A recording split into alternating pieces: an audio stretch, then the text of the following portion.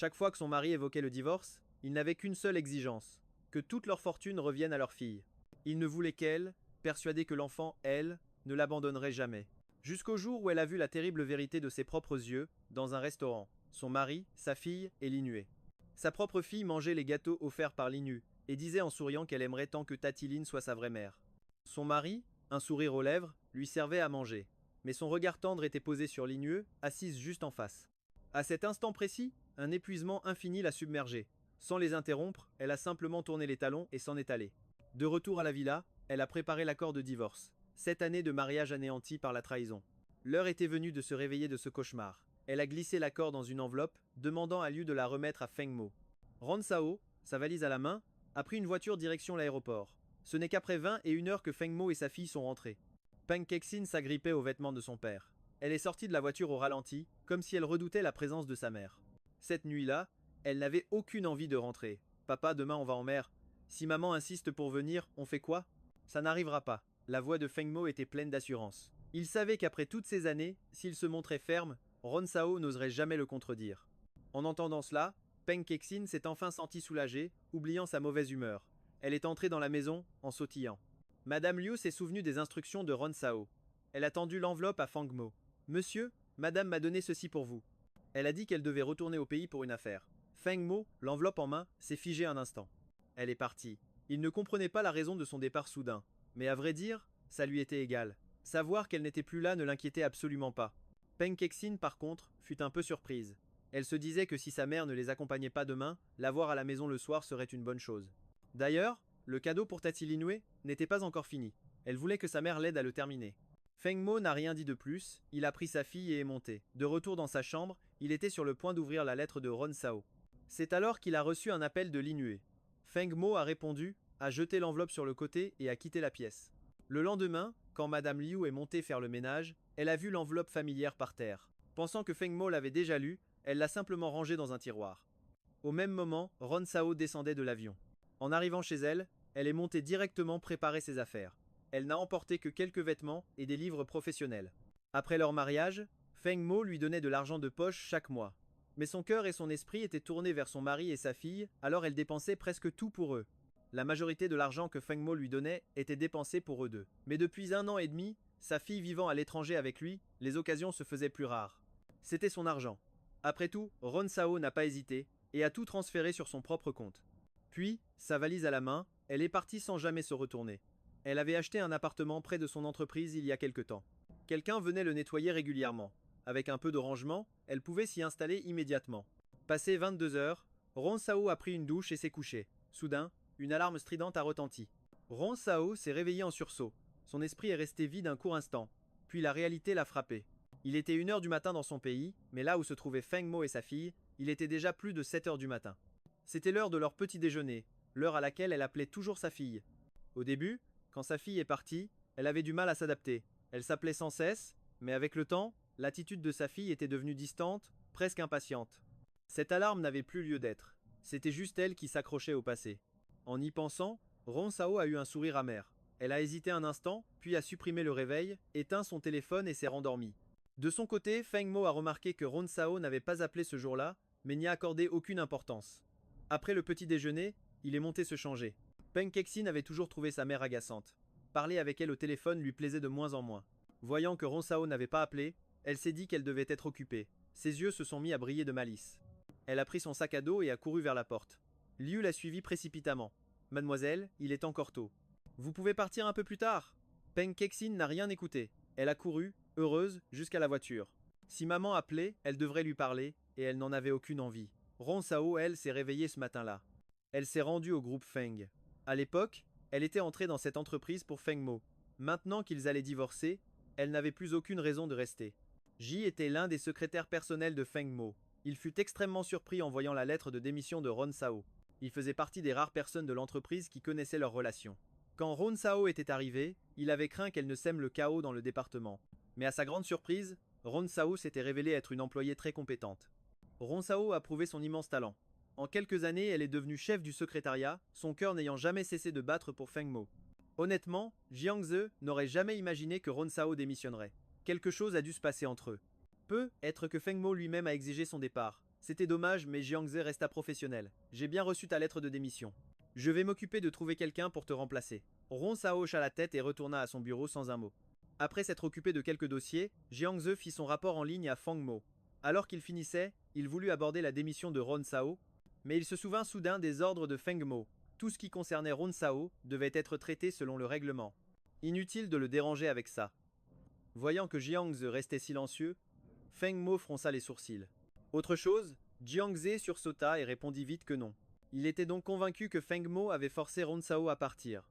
S'il n'en parlait pas, c'est qu'il fallait suivre la procédure, comme toujours. Ce soir-là, après le travail, Ron Sao passa au marché, acheta de quoi manger et quelques plantes pour son appartement. Après le dîner, elle chercha des informations sur des salons technologiques, puis passa un appel. Réserve-moi un billet pour le salon du mois prochain. La voix à l'autre bout du fil était glaciale. Tu es sûr? Les 2 dernières fois, tu as demandé un billet et tu n'es jamais venu. Tu as gâché ces invitations que tout le monde s'arrache. Si je ne viens pas cette fois, je ne te demanderai plus jamais rien. Son interlocuteur ne répondit rien et raccrocha. Pour Ron Sao, ce silence était une confirmation. Ce qu'elle n'avait pas dit, c'est qu'elle voulait revenir dans l'entreprise. Mais en tant qu'associée, elle avait tout quitté au début de l'aventure pour se marier et avoir un enfant. Elle était restée trop longtemps loin de ce monde. Revenir maintenant serait un défi immense. C'est pourquoi elle voulait d'abord se mettre à jour sur l'industrie avant de prendre sa décision. Les jours suivants, Ron Sao continua son travail comme si de rien n'était. Aucun contact avec sa fille, ni avec Feng Mo. Eux non plus ne l'appelèrent pas. Pendant ce temps, à l'étranger, Fang Kexin appelait Lin Suxieu tous les matins. Ce jour-là, elle éclata en sanglots en apprenant que Lin Suxieu rentrait au pays. Juste après, Kexin appela son père, paniqué. Papa, tu étais au courant? Dans son bureau, Feng Mo parcourait des dossiers. Je savais. Fang Kexin serrait sa peluche cochon rose en pleurant à chaudes larmes. Papa, pourquoi tu ne m'as rien dit? Je ne veux pas que Tati Suxieu parte. Je ne veux plus étudier ici, je veux rentrer. La voix de Feng Mo resta parfaitement calme. Je m'en occupe déjà. Nous rentrons la semaine prochaine. Feng Kexin bondit de son lit. Vraiment? Alors, pourquoi Tati Suxieu ne m'a rien dit? Ça vient d'être confirmé. Je ne lui ai pas encore annoncé. L'excitation de Kexin était à son comble. Papa, ne dis rien à Tati Suxieu. On lui fera la surprise quand on rentrera. Après avoir raccroché, Fang Kexin était folle de joie. Soudain, elle pensa à Ron Sao. Sa mère ne l'avait pas appelé depuis des jours. Malgré sa bonne humeur, après tout ce temps, elle commençait un peu à lui manquer. Incapable de résister, elle composa son numéro, mais à peine l'appel lancé. Elle réalisa qu'en rentrant, avec sa mère et Tati Suxieu là-bas, elle ne pourrait plus voir Tati Suxieu aussi souvent. À cette pensée, sa bonne humeur s'envola. Au même moment, au pays, il était encore tôt le matin. Ron Sao fut tiré de son sommeil par l'appel de Feng Kexin. Alors qu'elle allait décrocher, sa fille raccrocha brusquement. Même si elle avait renoncé à sa garde, Kexin restait son enfant. Craignant qu'il soit arrivé quelque chose, elle rappela aussitôt. Fang Kexin vit l'appel, mais tourna la tête, refusant de répondre. L'inquiétude de Ron Sao monta d'un cran. Elle appela immédiatement le téléphone fixe de la villa. Madame Liu décrocha rapidement. Elle lui expliqua que la jeune fille allait bien, qu'elle était dans sa chambre. Ron Sao fut soulagé, mais ce réveil brutal l'empêcha de retrouver le sommeil. Le jour du retour arriva. Feng Mo rangea un dernier dossier dans sa mallette et descendit. C'est bon, on peut y aller. Quant à l'enveloppe contenant l'accord de divorce, Feng Mo n'y avait plus repensé une seule seconde depuis ce jour-là. Pendant ce temps, Ron Sao se promenait sans but sur le campus de l'université quand une voix familière l'interpella. Yumosun la regardait avec un sourire. Comment vas-tu depuis le temps? Plutôt bien, je suis juste sur le point de divorcer. Yumosun semblait s'attendre à cette nouvelle. Je suis désolé, je ne savais pas. Et quels sont tes projets? Tu comptes revenir dans l'entreprise? Ron Sao répondit avec une pointe d'incertitude. J'y pense, c'est juste que. Yumosun devina ses inquiétudes, mais il la regarda avec sérieux. Cette entreprise est aussi la tienne. J'espère que tu reviendras la diriger avec nous. Face à son air grave, Ron Sao ne sut que répondre. Ce n'est pas l'envie qui manque, mais le secteur a tellement évolué. J'ai été absente pendant 6 ans. Revenir maintenant, ce serait être complètement dépassé. Yumosun avait sa petite idée, mais se contenta de dire avec conviction, être à la traîne au début n'a aucune importance. Tes capacités et ton talent sont bien au-dessus de ceux des génies ordinaires. Si tu veux toujours suivre cette voie, il n'est pas trop tard pour tout recommencer. N'oublie jamais que tu étais la meilleure élève du professeur. Un sourire se dessina enfin sur les lèvres de Ron Sao. Elle prit une profonde inspiration et hocha la tête. D'accord. Je promets de revenir dans l'entreprise, mais je dois d'abord trouver un remplaçant pour mon poste actuel. Je vais devoir attendre un peu. Yumosun accepta avec joie. Il savait bien que Ron Sao avait sauté 3 classes à l'époque. Elle avait été diplômée de la meilleure université du pays avant même d'avoir 10 à 8 ans. C'est sous sa direction que l'entreprise a été fondée, obtenant de nombreux brevets à ses débuts. Si elle pouvait revenir, attendre un peu n'était rien. Ils discutèrent encore un moment avant de se dire au revoir. Cette nuit-là, Bien après minuit, Feng Mo et Feng Kexin rentrèrent à la maison. Feng Mo porta Feng Kexin, endormi, jusqu'à sa chambre. Il retourna ensuite dans la chambre principale et réalisa qu'elle était vide. Il desserra sa cravate et demanda au majordome où se trouvait Ronsao. Madame est en voyage d'affaires. Un demi-mois plus tôt, quand Ronsao avait fait ses bagages, il n'était pas là. Les autres employés avaient simplement dit qu'elle était partie avec une valise. Il avait supposé qu'elle était partie en voyage d'affaires. Feng Mo hocha la tête sans poser plus de questions. Le lendemain, en arrivant à l'entreprise, Feng Mo tomba nez à nez avec Ronsao. En apercevant l'homme, Ronsao s'arrêta net. Feng, lui aussi, parut quelque peu surpris. Il pensa simplement qu'elle était rentrée de son voyage sans y accorder plus d'importance. Il passa devant elle, glacial, et entra dans l'entreprise. Autrefois, savoir qu'il était de retour au pays aurait rempli de joie Ronsao, mais aujourd'hui, elle se contenta de regarder son dos avec un calme troublant. Maintenant qu'il était revenu, leur divorce allait enfin pouvoir être péronsé, n'est-ce pas? Chassant cette pensée, elle retourna à son bureau pour se mettre au travail. Une demi-heure plus tard, Yang l'appela. Préparez 2 tasses de café et apportez-les au bureau de Monsieur Feng. Lorsque Ronsao finit de préparer le café et l'apporta à Feng Mo, elle vit Linue, assise sur les genoux de son mari. Ils semblaient sur le point de s'embrasser. Le visage de Ronsao devint livide. En la voyant, Linue se leva précipitamment des genoux de l'homme. Le visage de Feng Mo était incroyablement sombre. Qui vous a permis d'entrer? Ronsao serra le plateau entre ses mains. J'apportais le café. Très bien, secrétaire. Sheng Yuan, un autre des secrétaires personnels de Feng Mo, arriva à ce moment-là. Votre manœuvre est assez pathétique. Ronsao comprit immédiatement le sous-entendu. Il pensait qu'elle avait utilisé l'excuse du café pour interrompre Feng Mo et Linue, et l'expression de Feng Mo semblait confirmer cette idée. Personne ne lui laissa la moindre chance de s'expliquer. Sheng Yuan déclara froidement « Veuillez partir sur le champ ». Les mains de Ronsao qui tenaient le plateau se mirent à trembler. Le café brûlant déborda des tasses, lui ébouillantant les doigts. Ronsao sentit la douleur fulgurante, mais elle tourna les talons et partit sans un mot. À peine avait-elle fait 2 pas que la voix de Feng Mo résonna de nouveau. S'il y a une prochaine fois, ne remettez plus jamais les pieds dans cette entreprise. Il ignorait qu'elle avait déjà posé sa démission. Même si cet incident n'avait pas eu lieu, elle aurait bientôt quitté l'entreprise. Mais elle savait que personne ici ne se souciait de son sort. Alors qu'elle soignait sa blessure et s'apprêtait à retourner travailler, elle entendit soudain des collègues bavarder. On dirait que la petite amie de Monsieur Feng est venue à l'entreprise. Monsieur Feng a une petite amie?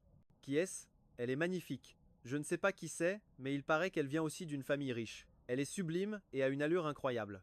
Tout en discutant, les 2 collègues virent Ronsao se lever.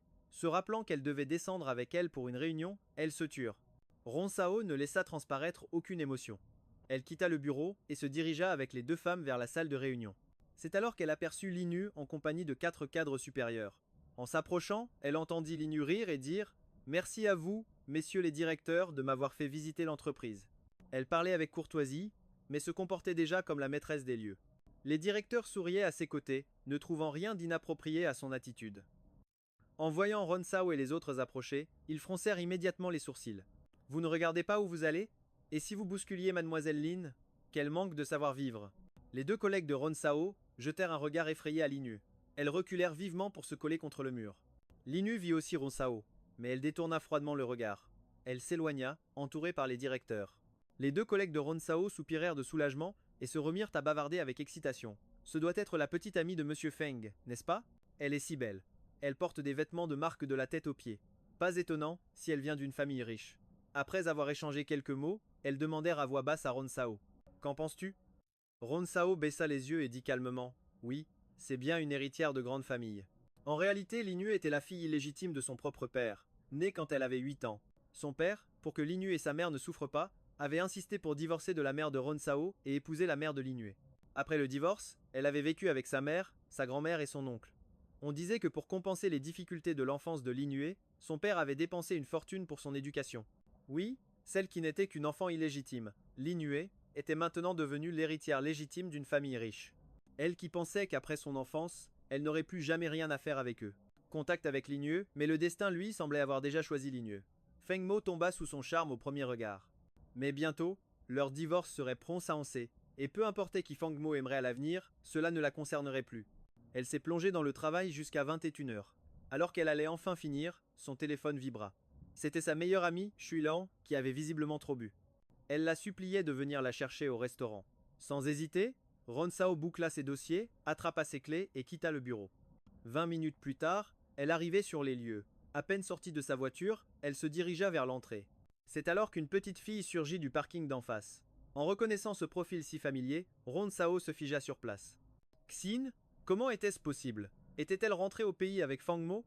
Elle croyait que Fang Mo n'était revenu que temporairement pour affaires. Jamais elle n'aurait imaginé que sa fille serait là aussi. Puisqu'elle avait croisé Feng Mo le matin même, il devait être revenu depuis au moins un jour. Pourtant, sa fille ne l'avait pas appelé une seule fois. Elle ne l'avait pas prévenu de leur retour. À cette pensée, Ronsao serra son sac plus fort, le cœur lourd, en observant la petite silhouette bondir de joie un peu plus loin. Ronsao la suivit en silence. Mais au coin du hall, Linyu apparut au bout du couloir, accompagné de quelques amis de Feng Mo. Ronsao se cacha précipitamment sur le côté. C'est alors qu'elle entendit sa fille crier de joie, Tati Suxue. La petite courut se jeter dans les bras de Linyu. Le cœur en miettes, Ronsao s'assit dos à eux sur un canapé tout proche. Utilisant les plantes et le dossier pour se dissimuler, elle vit sa fille discuter joyeusement avec Linyu, un grand sourire aux lèvres. Feng Kexin serrait même Linyu tendrement dans ses bras. Tati Suxue, tu m'as tellement manqué. Si je n'avais pas pu t'appeler chaque jour, je n'aurais jamais tenu le coup à l'étranger. Une scène si chaleureuse, si parfaite. On aurait dit une véritable mère et sa fille. Linyu, attendri, caressa la tête de l'enfant. Toi aussi, tu m'as manqué. Mais ne restons pas là. Montons manger du gâteau. Leurs pas s'éloignèrent, laissant Ronsao l'esprit complètement vide. Il lui fallut un long moment pour réagir. Machinalement, elle prit l'ascenseur, monta chercher son ami et l'aida à descendre. Le salon où dînait Chuilan se trouvait au même étage que celui de Feng Mo. Au moment où Ronsao aidait son ami à entrer dans l'ascenseur, Yumin, un ami de Feng Mo, marqua un temps d'arrêt. La personne à ses côtés lui demanda « Qu'y a-t-il » ? « Rien, j'ai cru voir un visage familier. » Ronsao, concentré sur son ami, ne remarqua même pas Yumin. Elle raccompagna Shulan chez elle et passa la nuit à veiller sur elle. Le lendemain, en se réveillant, Shulan serra Ronsao dans ses bras, reconnaissante. « Merci infiniment pour hier soir. Je te revaudrai ça, je t'inviterai à dîner un autre jour. » Shulan s'exécuta, fit sa toilette et s'attabla. Tout en déjeunant, elle consultait son téléphone, quand soudain, son visage se crispa. « Regarde ça, dit-elle en lui tendant son portable. Ronsao découvrit alors des photos de la soirée de la veille postées sur les réseaux sociaux. Le post parlait d'un anniversaire, mais sur les 9 clichés, 5 montraient Feng Mo et Linyu côte à côte. Sur la photo du gâteau, ils tenaient même le couteau ensemble. Il était évident que cette fête d'anniversaire avait été organisée par Feng Mo pour Linyu. Ronsao se souvint alors de la froideur glaciale qu'il lui avait réservée pour son propre anniversaire, à peine un demi-mois plus tôt. Ronsao esquissa un sourire forcé. Ce qu'ils font ne me regarde plus. J'ai demandé le divorce à Feng Mo. Shulan ouvrit de grands yeux. Elle qui avait toujours vu à quel point son amie aimait Feng Mo. Au début, elle ne détestait pas Feng Mo. Il fallait reconnaître qu'il était exceptionnellement brillant. Diplômé de l'université à 13 ans, parti étudier à l'étranger. À son retour, il avait fondé plusieurs entreprises cotées en bourse. Grâce à lui, la famille Feng elle-même avait gravi les échelons. Que Ronsao soit tombée amoureuse de lui n'avait donc rien d'étonnant pour Shulan. Mais en voyant comment Feng Mo avait toujours méprisé l'amour sincère de Ronsao, toute l'admiration de Shulan pour lui s'était envolée. C'était la première fois en des années que Ronsao parlait de divorce. Est-ce qu'il s'est passé quelque chose? Ronsao réfléchit un instant, puis secoua la tête. Non, rien de spécial. Je suis juste à bout. La déception a eu raison de moi, et je suis fatigué, c'est tout. Shulan connaissait bien son amie. Elle savait que lorsque Ronsao prenait une décision, elle ne revenait jamais en arrière. Elle l'a pris dans ses bras pour la réconforter. Ne t'en fais pas. Tu as raison de divorcer. Cet homme ne te mérite pas. Après le petit déjeuner, Ronsao partit au travail, sans s'attendre à croiser Feng Mo. En la voyant, le visage de l'homme devint encore plus glacial que d'habitude. Il ne lui accorda qu'un regard fugace avant de détourner les yeux. Ronsao baissa la tête et murmura « Monsieur Feng ». Elle n'entra dans l'entreprise qu'après son départ. L'après-midi, alors qu'elle s'apprêtait enfin à partir à l'heure, Ten Yuan lui confia un dossier à traiter d'urgence. Mais un simple coup d'œil suffit à Ronsao pour comprendre que ce n'était pas si pressé. Autrefois, elle aurait accepté avec un sourire, promettant de finir au plus vite, juste pour préserver de bonnes relations avec ses collègues, pour se rapprocher de lui. Mais maintenant que le divorce était imminent, quelle importance cela avait-il? De plus, Sheng Yuan l'avait accusée à tort la veille. Elle n'était pas assez magnanime pour faire comme si de rien n'était. Je ne fais plus ce travail, je rentre chez moi. Le visage de Sheng Yuan se crispa. Secrétaire Ron, revoyez votre attitude. Vous croyez que c'est votre maison ici? Ronsao saisit son sac, gardant la même assurance. Si ça ne vous plaît pas, vous n'avez qu'à me virer. Sheng Yuan resta sans voix. Il savait pertinemment que Ronsao avait déjà posé sa démission. L'ignorant superbement, elle passa à côté de lui et s'en alla. Furieux, Sheng Yuan quitta le bureau des secrétaires. À cet instant, Feng Mo arriva. En le voyant, il lui demanda ce qui s'était passé. Sheng Yuan se plaignit sans détour. La secrétaire Ron est partie sans finir son travail. Si tu es mécontent, suis la procédure et licencie-la. Feng Mo ne semblait accorder aucune importance à cette affaire. Cheng Yuan en fut stupéfait. Non pas parce qu'il trouvait Feng Mo trop froid avec Ron Sao, mais car ses paroles laissaient penser qu'il ignorait tout de sa démission. Il était persuadé que c'était Monsieur Feng qui lui avait demandé de partir. Il s'apprêtait à parler quand le téléphone de Feng Mo sonna. C'était un appel de Lim Sui. Feng Mo répondit tout en se dirigeant vers l'ascenseur. Cheng Yuan ne put que supposer que Feng Mo avait peu être oublié. Après tout, il ne s'était jamais soucié des affaires de Ron Sao. Quand Feng Mo rentra à la maison, c'était déjà le lendemain matin. Il tomba sur Feng Kexin qui prenait son petit déjeuner. J'ai réglé les frais de scolarité. Tu commences les cours demain matin. Feng Kexin plissa le nez. Papa, tu pourras m'emmener à l'école demain? Feng Mo secoua la tête. Je ne suis pas sûr d'avoir le temps. Les yeux de Feng Kexin s'illuminèrent. Alors j'appelle Tati Suexue tout de suite. Je vais lui demander de m'accompagner à l'école. Avant que Feng Mo ne puisse répondre, son téléphone vibra. C'était la voix de Madame Feng. Sa grand-mère lui demandait d'amener sa femme et sa fille dîner à la résidence familiale ce soir-là. Feng disait rarement non à sa grand-mère. Il annonça donc à sa fille qu'ils iraient voir leur arrière-grand-mère le soir même. Il prit son téléphone pour appeler Ron Sao. À ce moment-là, elle aussi prenait son petit déjeuner. En voyant le nom de Feng Mo s'afficher, elle marqua une pause. Ses appels ne lui faisaient plus aucun effet. Elle hésita 2 secondes avant de répondre. Grand-mère veut que nous venions dîner ce soir. Rentre à la maison pour chercher la petite. Ron Sao accepta le dîner sans problème, mais elle n'avait aucune envie de retourner chez lui. Et puis, chercher sa fille ne la réjouissait pas. Après réflexion, elle proposa que le chauffeur l'amène. Je viendrai directement après le travail. C'était en effet la solution la plus simple. Pourtant, Ron Sao s'était toujours occupé personnellement des affaires de Feng Kexin. Cette réponse surprit légèrement Feng Mo, mais il n'y prêta pas plus attention. Il dit simplement d'accord et raccrocha. En le voyant, Feng Kexin demanda avec curiosité. Maman vient avec nous chez arrière-grand-mère? Après avoir reçu une réponse positive, la fillette fronça instinctivement les sourcils. Ce n'était pas qu'elle ne voulait pas voir sa mère.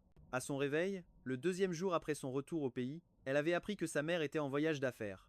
Elle voulait profiter de l'absence de sa mère pour passer plus de temps avec Tati Suexue. Mais maintenant qu'elle était de retour, elle ne pourrait plus rien lui demander. Demain soir, c'est la course de Tati Suexue. Maman ne me laissera jamais y aller. À cette pensée, elle se mit à bouder auprès de Feng Mo. La course de Tati Suexue est demain soir. On peut ne rien dire à maman, d'accord? Avec la promesse de Feng Mo, l'humeur de Feng Kexin s'améliora un peu. Le soir venu, Ron Sao arriva les bras chargés de cadeaux à la demeure familiale des Feng. En la voyant, Madame Feng s'illumina d'un grand sourire. Petite Sao, te voilà enfin. Viens, assieds-toi ici avec grand-mère. Mais seule Madame Feng souriait. Les autres, en la voyant, perdirent instantanément leur sourire. Ron Sao le remarqua, mais fit semblant de ne rien voir. Elle confia les cadeaux au majordome et s'approcha pour saluer sa grand-mère. Madame Feng, ravie, la prit par la main pour la faire asseoir. Comment se fait-il que tu aies autant maigri? Feng Mo te traite mal, c'est ça? Ron Sao baissa les yeux et secoua la tête. Non, c'est juste que j'ai été très occupé. Ces 2 dernières semaines, après le travail, je me suis plongé dans l'étude de l'intelligence artificielle. Je fais souvent des recherches jusqu'au petit matin avant de dormir. La grand-mère n'eut pas le temps de répondre. Feng Tinglin fut la première à éclater de rire. À t'entendre, on pourrait croire que ton travail est d'une importance capitale. Sangan, la mère de Feng Mo, lança froidement à son tour. Si le travail au sein du groupe Feng t'épuise, démissionne. Personne ne te supplie de rester. La grand-mère ne supportait pas qu'on s'en prenne à Ron Sao. Elle allait intervenir, mais Ron Sao prit la parole avant elle. J'ai déjà présenté ma démission. Une fois la transition terminée, je quitterai le groupe Feng. Ces mots laissèrent Sangan et Feng Tinglin bouche bée. La grand-mère fronça les sourcils, sur le point de dire quelque chose. Soudain, un cri de joie retentit. Feng Kexin se jeta dans les bras de Ron Sao. Après tout, un demi-mois s'était écoulé sans qu'elle se voie. Revoir sa mère la comblait de bonheur. Ron Sao la serra doucement contre elle, hochant la tête sans un mot. Feng Mo apparut juste derrière. En entrant, il salua d'abord la grand-mère et sans. En voyant Ron Sao, son regard glacial la frôla. Un instant avant de se détourner. Il s'assit sur un fauteuil, loin d'elle. Son jeune frère, Fantini, le suivit de près. Il entra en sautillant et se laissa tomber confortablement sur le canapé. Tout le monde était enfin là. Feng Mo était un homme réservé et peu bavard. Feng Tinglin avait un caractère impulsif. Fantini, lui, était le boute-en-train de la famille, et il était très proche de ses parents. Dès son arrivée, un léger sourire illumina le visage habituellement froid de sang. La grand-mère aussi parut, plus joyeuse. Voyant qu'il se faisait tard, elle donna l'ordre de commencer le dîner. Pendant le repas, les conversations allaient bon train. L'ambiance était plutôt chaleureuse. Ron Sao, elle, parlait peu, mangeant en silence la tête baissée. Plus de 10 minutes s'étaient écoulées depuis l'arrivée de Feng Mo. Le couple n'avait pas échangé un seul mot, mais tout le monde semblait y être habitué. Soudain, Feng Kexin se tourna vers Ron Sao. « Maman, je veux des crevettes. » Ron Sao ne refusa pas. Elle posa ses baguettes et commença à les décortiquer. Le regard de la grand-mère se figea sur ses mains. Petite Sao, où est ton alliance? Ces mots firent que tous les regards se tournèrent vers la main de Ronsao. Même si Feng Mo avait toujours été froid avec elle, Ronsao n'avait jamais quitté l'alliance que la grand-mère leur avait offerte. Feng Mo, lui, ne l'avait jamais portée. Fen Tinglin s'était d'ailleurs souvent moqué de Ronsao à ce sujet. Tout en décortiquant les crevettes, Ronsao marqua une pause. Imperceptible. Puis, avec un calme déconcertant, elle répondit. Je l'ai oublié à la maison ce matin, j'étais pressée. La vérité, c'est que l'alliance se trouvait dans une enveloppe avec les papiers du divorce. La grand-mère sourit en l'entendant. Oh, je vois. Personne ne reparla. Du sujet. Ce soir-là, pour faire plaisir à la grand-mère, ils restèrent dormir dans la maison familiale. Feng Mo et sa grand-mère allèrent au bureau pour parler affaires. Ronsao emmena Feng Kexin se coucher. À peine allongé, Feng Kexin demanda prudemment. Maman, tu es occupée demain matin? Même si elle pouvait accepter que sa mère l'accompagne, au fond, elle préférait que ce soit Tante Su qui l'emmène. Alors elle espérait secrètement que sa mère serait prise. Ronsao secoua la tête. Non, je ne suis pas occupée. Pourquoi? Déçue, Feng Kexin pinça les lèvres. Elle attrapa alors son téléphone. Puisque sa mère serait libre, elle devait en informer Tante Su. Feng Kexin craignait que Linyu ne soit triste ou déçu, et elle cherchait les mots justes pour le lui dire. Ronsao la vit. Faire et l'avertit. Regarde ton téléphone un petit moment, puis dors. Ne reste pas dessus trop longtemps. C'est bon. Feng Kexin était déjà agacé. Les avertissements de Ronsao ne firent qu'attiser son irritation. Maman, tu peux y aller. J'éteindrai et je dormirai après 9h30. Ronsao lui souhaita une bonne nuit et quitta la chambre. Aussitôt, Feng Kexin ferma la porte à clé. Ronsao entendit distinctement le son du verrou. Sa propre fille l'évitait, et, sans doute pour parler à Linyu. Elle n'y pensa pas plus, ou plutôt, elle refusa d'y penser. Elle fit demi-tour, retourna dans sa chambre et alluma la lampe de chevet. Puis elle s'allongea. À peine installée, elle entendit les pas de Feng Mo qui entrait. Autrefois, elle se serait levée pour suspendre son costume et lui préparer son pyjama avec empressement, mais ce soir, elle n'avait aucune intention de bouger. Au contraire, elle ferma lentement les yeux. Même si Feng Mo avait toujours méprisé ses attentions, il remarqua la différence flagrante. Dans son attitude, il perçut sa froideur, mais pensa qu'elle faisait simplement un caprice et n'accorda aucune importance à son comportement inhabituel. Les papiers d'inscription de Kexin sont prêts. Demain matin, emmène-la. À l'école.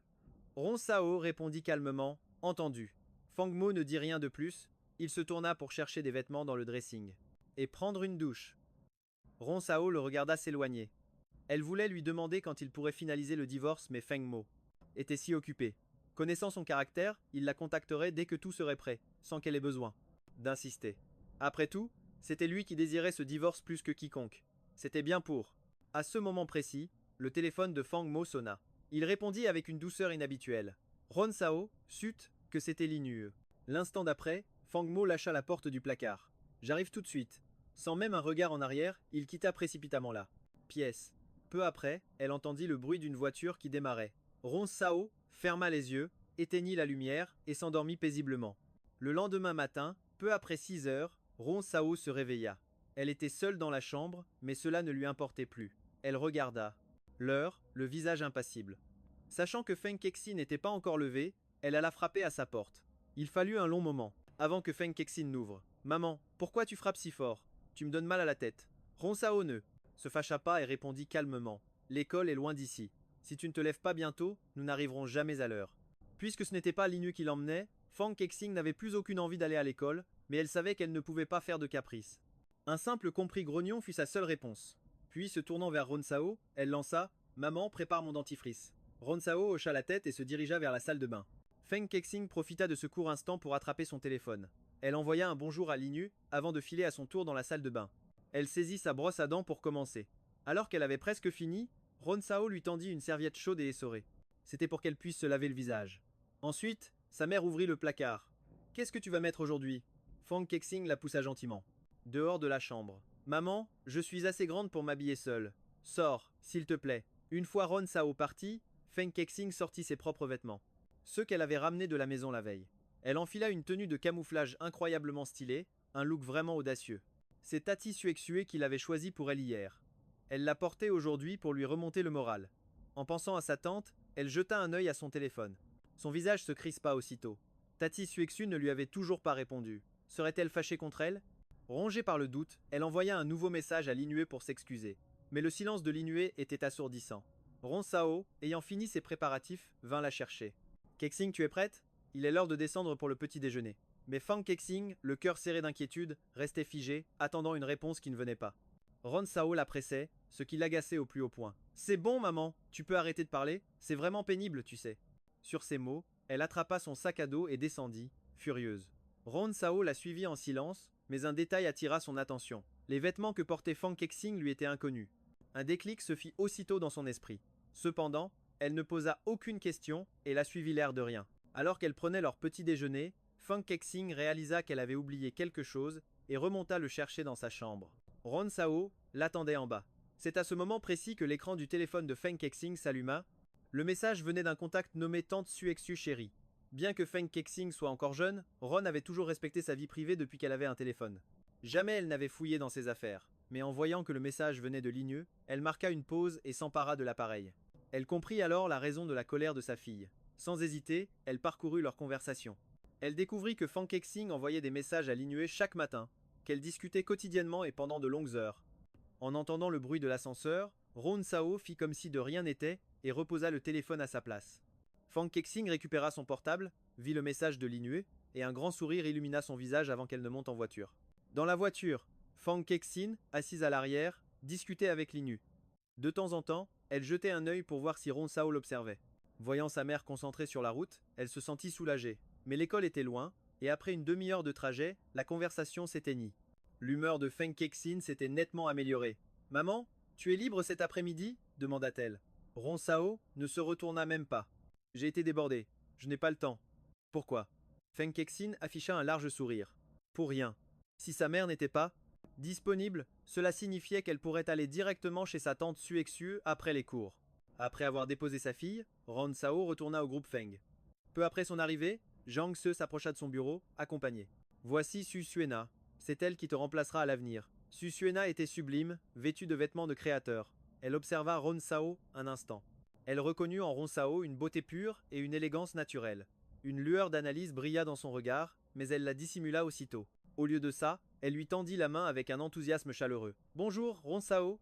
Je suis Su Suena. J'espère que tu me guideras bien ces prochains jours. Ron Sao lui serra la main poliment. Je viens tout juste d'obtenir mon master de l'université en juin. Ron Sao, de quelle université es-tu diplômé? Ron Sao fut déconcerté un instant. Cela voulait dire que Su Suena n'avait probablement aucune expérience professionnelle. Comment pouvait-elle la remplacer si facilement? À moins que Su Suena ne possède d'autres atouts. Chassant cette idée, Ron Sao intervint avec douceur. Mademoiselle Su, une réunion va bientôt commencer. Parlons d'abord du travail. Su Suena s'exclama avec un charme désarmant. Oh, regardez-moi, j'allais oublier le plus important. Oui, parlons travail d'abord. Après une journée passée avec Su Suena, Ron Sao dut admettre qu'elle était extravertie, douée pour socialiser, et qu'elle avait de solides compétences. Vers 10 à 8 heures, alors que Ron Sao s'apprêtait à rentrer, Su Suena s'approcha pour l'inviter à dîner, en remerciement de son aide. Cela fait partie de mes fonctions. Vous n'avez pas besoin d'être si aimable, secrétaire Su. Su Suena essayait de la convaincre quand le téléphone de Ron Sao sonna. C'était un appel de sa belle-mère, Sang. En voyant le nom, Ron Sao crut à une erreur, sans l'ignorer en temps normal. En toutes ces années, les fois où elle l'avait contacté se comptaient sur les doigts d'une main. Ron Sao répondit, intrigué. Tu participes à des courses de rue en secret ces derniers temps. Je ne suis pas tranquille. Je t'envoie l'adresse. Va le chercher et ramène-le. Sans un mot de plus, Sang donna son ordre et raccrocha brutalement. Quelques secondes plus tard, une adresse s'afficha sur l'écran de Ron Sao. Fentini était l'une des rares personnes de la famille. Elle entretenait de très bonnes relations avec les Feng. C'était sûrement la raison pour laquelle Sun l'avait contacté. Après avoir fait ses adieux à sa belle-mère, il lui fallut plus d'une modèle, une demi-heure. Le circuit était immense, et une foule dense s'y pressait cette nuit-là. Elle tenta d'appeler Fantini, mais sans réponse. Ron Sao le chercha du regard pendant presque 20 minutes avant de finalement le trouver. Fantini fut stupéfait de la voir. Belle-sœur, qu'est-ce que tu fais ici? Ron Sao lui expliqua la raison de sa présence. Fantini leva les mains en signe de serment. Il jura qu'il était seulement là pour admirer la course de sa déesse. Cessez. Je rentrerai juste après. Je ne ferai aucune bêtise. Ron Sao s'apprêtait à ajouter quelque chose, mais soudain, la foule se mit à hurler le nom de CC. Fantini, emporté par l'euphorie, se joignit aux acclamations. Il saisit des jumelles et fixa la ligne de départ. Ron Sao était déconcerté. Depuis quand aimes-tu les courses? Ça ne m'intéressait pas du tout, mais ça, c'était avant de connaître ma déesse. Tu sais à quel point elle est magnifique et incroyable? Sur ce, Fantini lui tendit les Jumelle. Belle-sœur, regarde ma déesse, c'est le numéro 38, celle avec la combinaison de course rouge. Ron Sao fut contrainte d'accepter, mais en regardant à travers les lentilles, son sang se glaça. Cécé n'était autre que Linue. Le cœur de Ron Sao se serra douloureusement. Machinalement, elle tourna les jumelles dans une autre direction. La course allait bientôt commencer, et le regard de Ron Sao était toujours fixé vers l'endroit où se tenait Feng Mo. Inutile de demander, ils étaient tous venus, spécialement pour encourager Linue. Plusieurs voitures de course fusèrent devant ses yeux.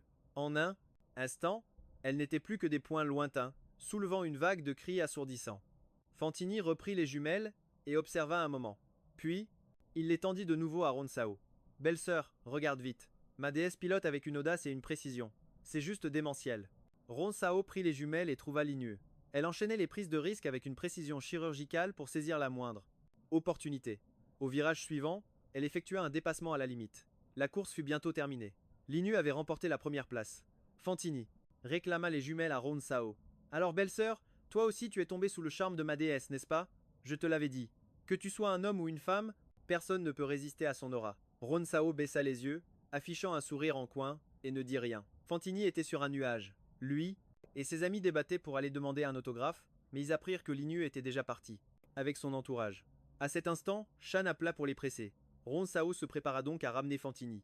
Avant de partir, elle fit un détour par les toilettes. En sortant, elle percuta quelqu'un de plein fouet. Ils reculèrent tous les deux et s'excusèrent en même temps. En relevant la tête, Ron Sao se figea. C'était Eangai, l'ami proche de Feng Mo.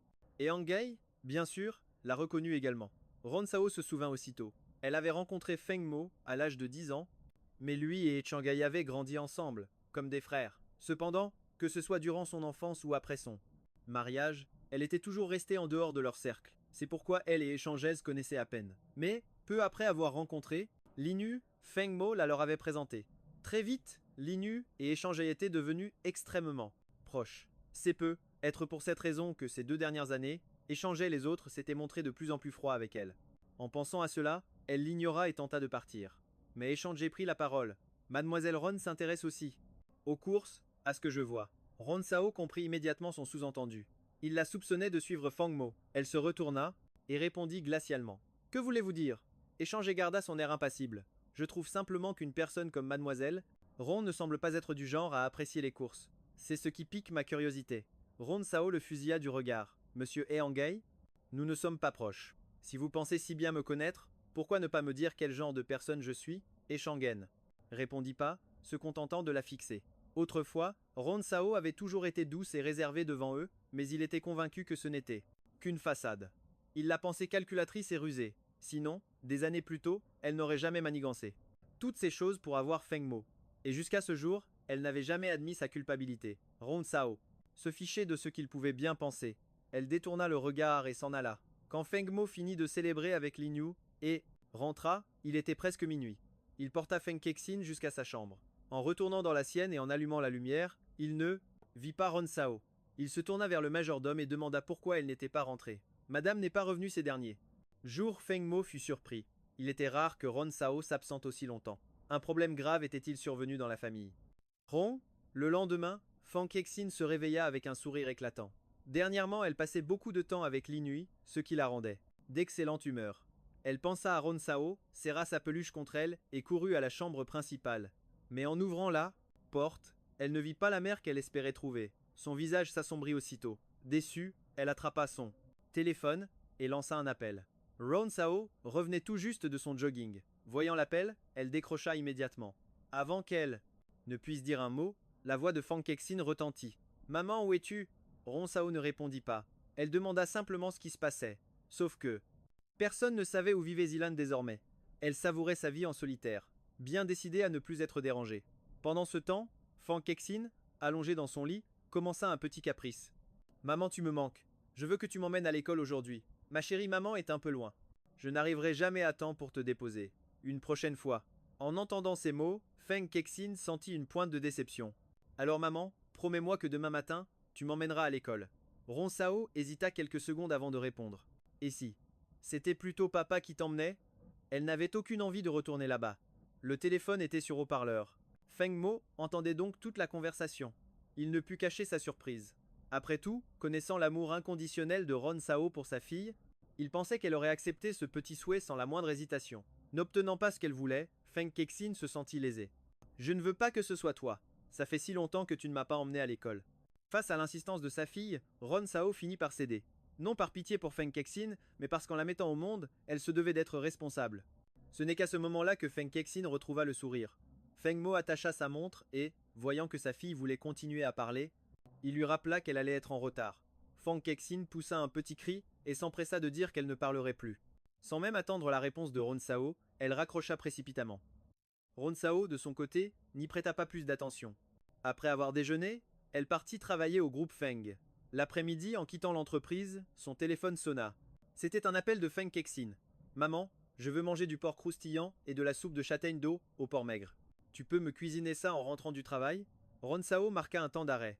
Elle n'avait pas encore officiellement divorcé de Feng Mo. Si elle rentrait préparer le dîner pour sa fille, elle savait que Feng Mo y verrait une objection.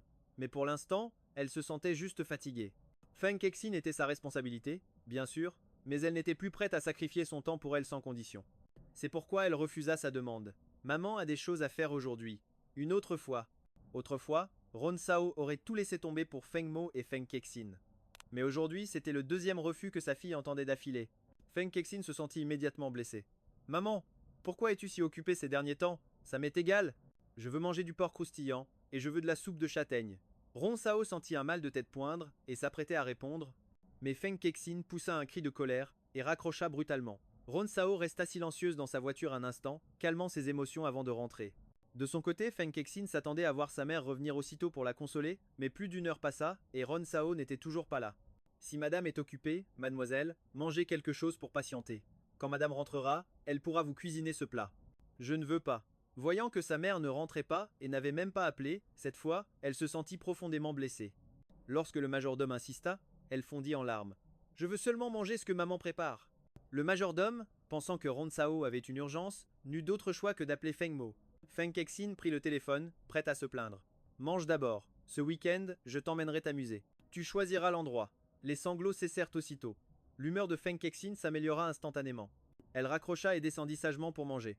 Après le dîner, Feng Kexin attendait toujours le retour de Ron Sao. Après 22 heures, elle entendit le bruit d'une voiture dehors. Ses yeux s'illuminèrent et elle dévala les escaliers. Maman.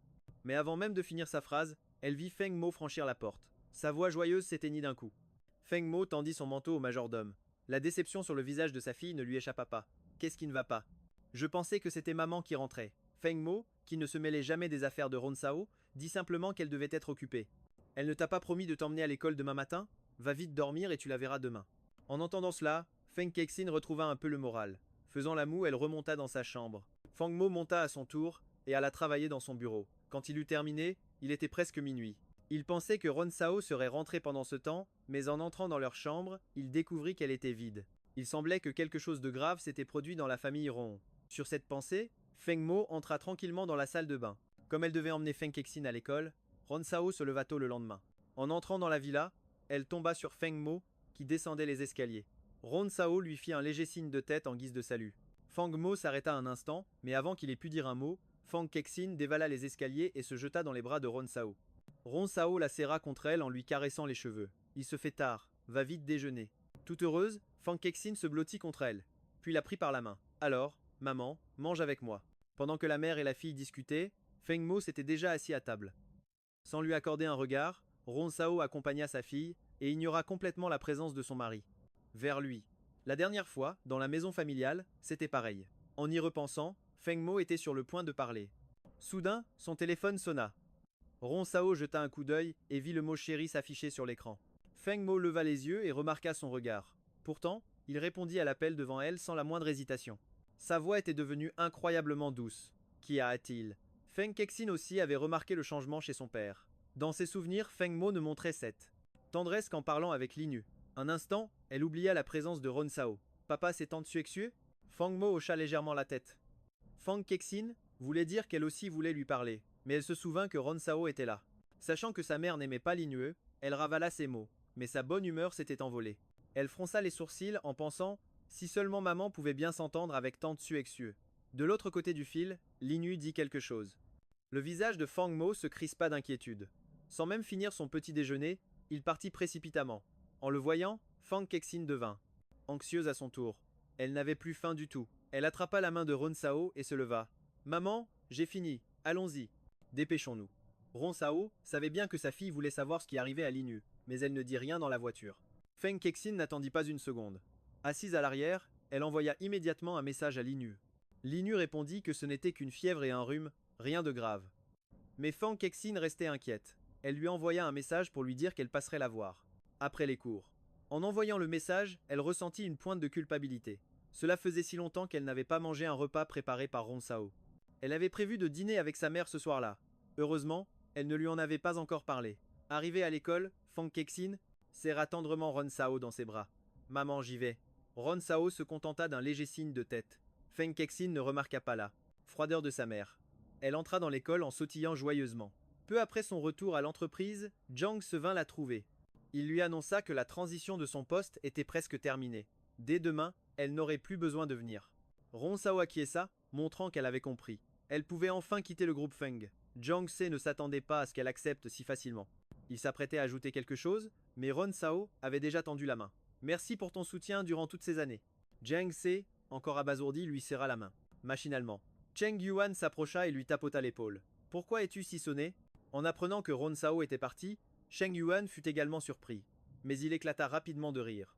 Elle est partie maintenant, mais ça ne veut pas dire qu'elle ne tentera pas de revenir. D'ici peu, avec l'aide de grand-mère Fang, elle sera de retour. Zhang Xin ne dit rien. Compte tenu de l'attitude récente de Ronsao, cela semblait peu probable. Cette fois, elle était sérieuse. Après avoir quitté le groupe Feng, Ronsao rentra directement chez elle. Son esprit était probablement de nouveau tourné vers Linue. Les 2 jours suivants, elle ne reçut aucun appel de Feng Kexin. Le deuxième soir, Chusilan eut de la fièvre. Ronsao ferma son livre précipitamment, attrapa ses clés de voiture et sortit. Elle acheta des médicaments dans une pharmacie près du quartier de Chusilan.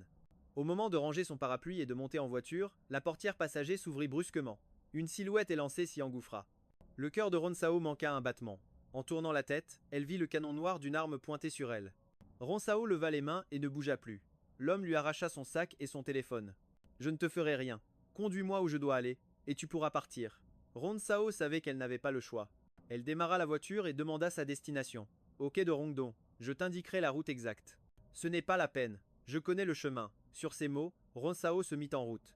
Le quai de Rongdong se trouvait à au moins une demi-heure de là. Durant le trajet, Ronsao ne montra aucun signe de panique. Elle conduisait avec calme et précision. L'homme tenait toujours son arme. Son regard sur elle changea peu à peu. Une demi-heure plus tard, elle gara la voiture sans à-coups sur le côté. Quand il descendit, elle récupéra son sac. Avec un calme déconcertant, elle le fouilla devant lui. J'ai des médicaments pour les blessures ici. L'odeur de sang dans la voiture s'était intensifiée. Elle savait qu'il était probablement gravement blessé. L'homme s'arrêta, mais l'ignora. Il sortit de la voiture et se fondit dans l'obscurité. Voyant cela, Ronsao n'insista pas. Elle fit demi-tour et partit. Quelques minutes plus tard, l'homme monta sur le bateau qui l'attendait. Il retira son chapeau et son masque. À cet instant, son téléphone sonna. Avant qu'il ne puisse parler, Qiuming s'empressa de dire « Mes hommes ont dit qu'ils ne t'avaient pas trouvé. Où es-tu? J'ai eu un petit imprévu. Je suis sur le quai maintenant. » En disant cela, Esh Bao regarda le grand figuier au loin, perdu dans ses pensées. Ronsao arriva chez Chusilan une demi-heure plus tard. Elle s'occupa d'elle jusqu'à ce que la fièvre baisse, puis rentra chez elle, l'esprit tranquille. Le lendemain, Yumo-sun vint la chercher. Un mois plus tôt, Ronsao lui avait demandé des billets pour une exposition technologique dont l'ouverture était. Cette nuit-là, en voiture, Yumo-sun demanda « Alors, tu reprends officiellement le travail à l'entreprise demain ?» En entendant sa confirmation, il afficha un grand sourire. « Parfait. Linu, un génie des algorithmes que nous venons de recruter, commence aussi officiellement demain. Je pourrai vous présenter. » À ces mots, le visage de Ronsao se figea. « Tu as dit qu'elle s'appelle Linu? Celle qui vient de rentrer des États-Unis ?» Yumo-sun, étonné, confirma. « Tu la connais? C'est ma demi-sœur. Et c'est aussi la maîtresse de Fang Mo. » L'instant d'après, la voiture s'arrêta dans un crissement de pneus. Yumo-sun, les yeux écarquillés, s'apprêtait à parler, mais Ronsao secoua la tête. « Ça va. Et même si tu appelles ça de l'abus de pouvoir, je refuse catégoriquement qu'elle rejoigne notre entreprise. » Le visage de Yumo-sun devint sérieux et il acquiesça sans hésiter. « Aucun problème, je soutiens ta décision. Après tout, comparé à toi, sa valeur pour l'entreprise est proche de zéro. » Ronsao était abasourdi. Elle pensait que Yumo-sun exagérait. L'homme devina ses pensées. « C'est la pure vérité? Sais-tu pourquoi? Elle voulait tant nous rejoindre? Parce que Guap l'intéresse au plus haut point. Guap a été conçu et développé par ton équipe quand tu avais seulement 10 à 7 ans, c'est une technologie. que, jusqu'à présent, personne dans l'industrie n'a jamais réussi à percer. Yumosun la regarda et lui caressa la tête. Alors quand je dis qu'elle ne t'arrive pas à la cheville, ce n'est pas une simple flatterie. En tant que ton aîné de la même école, j'ai toujours su quel génie. Tu étais dans ce domaine. Lorsqu'ils arrivèrent, la salle de réception était déjà bondée. L'organisateur de l'événement connaissait Yumo-sun. En les voyant, il s'approcha, souriant, mais son regard se figea soudain sur l'entrée, l'air stupéfait. Ronsao et Yumo-sun, qui lui tournaient le dos, ne comprirent pas ce qui se passait. Ils virent seulement l'organisateur leur adresser un regard désolé avant de les contourner pour se diriger vers la porte. Monsieur Feng, monsieur Chi. Le cœur de Ronsao manqua un battement. Un terrible pressentiment l'envahit. En se retournant pour voir les nouveaux arrivants, son sourire se glaça. C'était bien eux, Feng Mo, Echangeai et Kyu. Et à leur côté, se tenait Linu. Yumosun jeta un regard inquiet vers Ronsao. Mais elle lui sourit et secoua la tête calmement. Je vais bien. Au début, le choc l'avait frappé, mais maintenant, cela lui était égal. Yumosun connaissait bien sa cadette. Ronsao était du genre à oser rêver et à oser agir. Pour elle, il fallait tenter sa chance pour connaître le résultat, et en amour, c'était pareil. Elle avait aimé Feng Mo et avait parié son avenir en se consacrant à sa famille. Maintenant qu'elle avait tourné la page, Yumo-sun la croyait. Une foule de gens s'était déjà pressée autour de Feng Mo et de son groupe. Ni lui ni les autres ne remarquèrent la présence de Ronsao. Sans échanger beaucoup de mots, ils se dirigèrent vers la table du buffet, prirent des coupes et discutèrent. Nonchalamment. C'est alors que quelqu'un s'approcha d'eux. Yumo-sun reconnut le nouveau venu et alla à sa rencontre. Professeur. Liu, ça fait une éternité. Justement, je voulais vous présenter quelqu'un. Le professeur Liu posa son regard sur Ronsao. Ses yeux brillaient d'admiration, mais aussi d'incompréhension. C'était une jeune femme remarquable, avec une aura impressionnante, mais pourquoi la lui présenter? Son projet de langage de programmation n'était-il pas dans une impasse? Yumo-sun fit un geste, galant pour la présenter. Ma cadette, Ronsao, est un génie des langages de programmation. GUAP a été développé par son équipe il y a 8 ans. Le professeur Liu n'en revenait pas. Est-ce bien vrai? Vrai ou non, vous n'avez qu'à discuter. Je pense que vous aurez vite votre réponse. Le professeur Liu, surexcité, ne put se retenir. Il posa aussitôt quelques questions à Ronsao. Plus il parlait, plus il devenait enthousiaste. C'était sans fin. Yumo-sun, un verre à la main, les observait en souriant depuis le côté. Il ne les interrompit pas. Il jeta un œil distrait autour de lui et vit Linu s'approcher avant même d'avoir pu réagir. Linu était déjà devant lui et le saluait. En entendant sa voix, Ronsao tourna la tête. Son regard croisa directement celui de Linu. En apercevant Ronsao, le visage de Linu devint complètement glacial. Après un unique coup d'œil, elle détourna les yeux, l'ignorant superbement. Elle s'apprêtait à parler à Yumo-sun, mais il lui coupa l'herbe sous le pied avec un sourire. Voici mademoiselle Linu. Xiao Sao, tu veux faire sa connaissance? Par ces simples mots, Yumo-sun avait clairement choisi son camp. Il était proche de Ronsao, et désormais au courant de leur conflit. Dans cette affaire, il se rangeait de son. Les yeux de Linue se durcirent instantanément. Dans ce cas, monsieur Yu, je n'ai pas besoin de me présenter à Shangmo demain, Yumo-sun applaudit en souriant. Mademoiselle Linue est vraiment perspicace. Inutile de tourner autour du pot. Il maintenait fermement sa position. Linue avait parfaitement compris. Sans un mot de plus, elle tourna les talons calmement et s'éloigna. Ron. Sao la regarda faire et sourit tendrement. Juste au moment où elle allait parler à Yumo-sun, elle sentit que Feng Mo et les deux autres la fixaient. Tous les regards étaient tournés vers elle. Ils ne s'attendaient probablement pas à la voir à ce banquet. Kyu et Echangeai affichaient des airs surpris, mais sur le visage de Feng Mo, il n'y avait que de la glace. Une indifférence totale, comme si elle était une parfaite inconnue. Une parfaite inconnue. 30 minutes plus tard, le banquet prit fin. À peine rentrée chez elle, le téléphone de Ronsao sonna, brisant le silence. C'était un appel de Feng Mo. Ronsao hésita un instant. Il voulait sûrement lui faire des reproches. Après 2 secondes, elle décrocha, d'une voix neutre. Tin a de la fièvre, elle veut te voir. Sur ces mots, son interlocuteur raccrocha brutalement. Le cœur de Ronsao se serra. Sans réfléchir, elle attrapa les clés de sa voiture et sortit.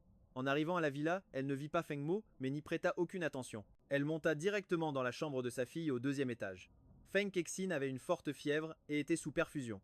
En la voyant, la petite l'appela faiblement maman et lui tendit les bras. Ronsao la prit délicatement contre elle. Feng Kexin plissa le nez. Papa n'est toujours pas rentré. Ronsao marqua une pause. Elle n'avait pas vu Feng Mo en arrivant. Elle avait supposé qu'il était dans son bureau. Le trajet depuis l'hôtel du banquet est bien plus court jusqu'ici que jusqu'à sa propre résidence. Même s'il avait d'abord ramené Linue, il aurait déjà dû être là. À moins qu'il n'ait jamais eu l'intention de rentrer cette nuit. C'est alors que des pas se firent entendre à la porte. C'était Feng Mo, il était de retour. Ronsao voulut poser Feng Kexin pour laisser la place à son père. mais la petite s'agrippa à elle, refusant de la lâcher. Blottie dans ses bras, elle tendit les mains vers Feng Mo. Celui-ci s'approcha et prit délicatement sa fille. Ron Sao détourna le regard, essayant de maintenir la plus grande distance possible entre eux. Feng Mo, lui, posa doucement sa main sur le front de Feng Kexin. À combien est sa température? Elle a un peu baissé. Ron Sao se contenta de répéter ce que le médecin avait dit. Elle est passée d'une forte fièvre à une fièvre modérée, mais ce n'est pas encore stable. Ça pourrait remonter. Feng Mo s'assit au bord du lit, sa fille dans les bras. La petite, nichée contre lui, fronça les sourcils. Papa, ta veste est rêche. À ces mots, il retira sa veste et la tendit à Ron Sao. Par pur réflexe, elle la saisit. L'instant d'après, la dure réalité la frappa. Ils étaient sur le point de divorcer. Reprenant ses esprits, elle déposa la veste sur le côté.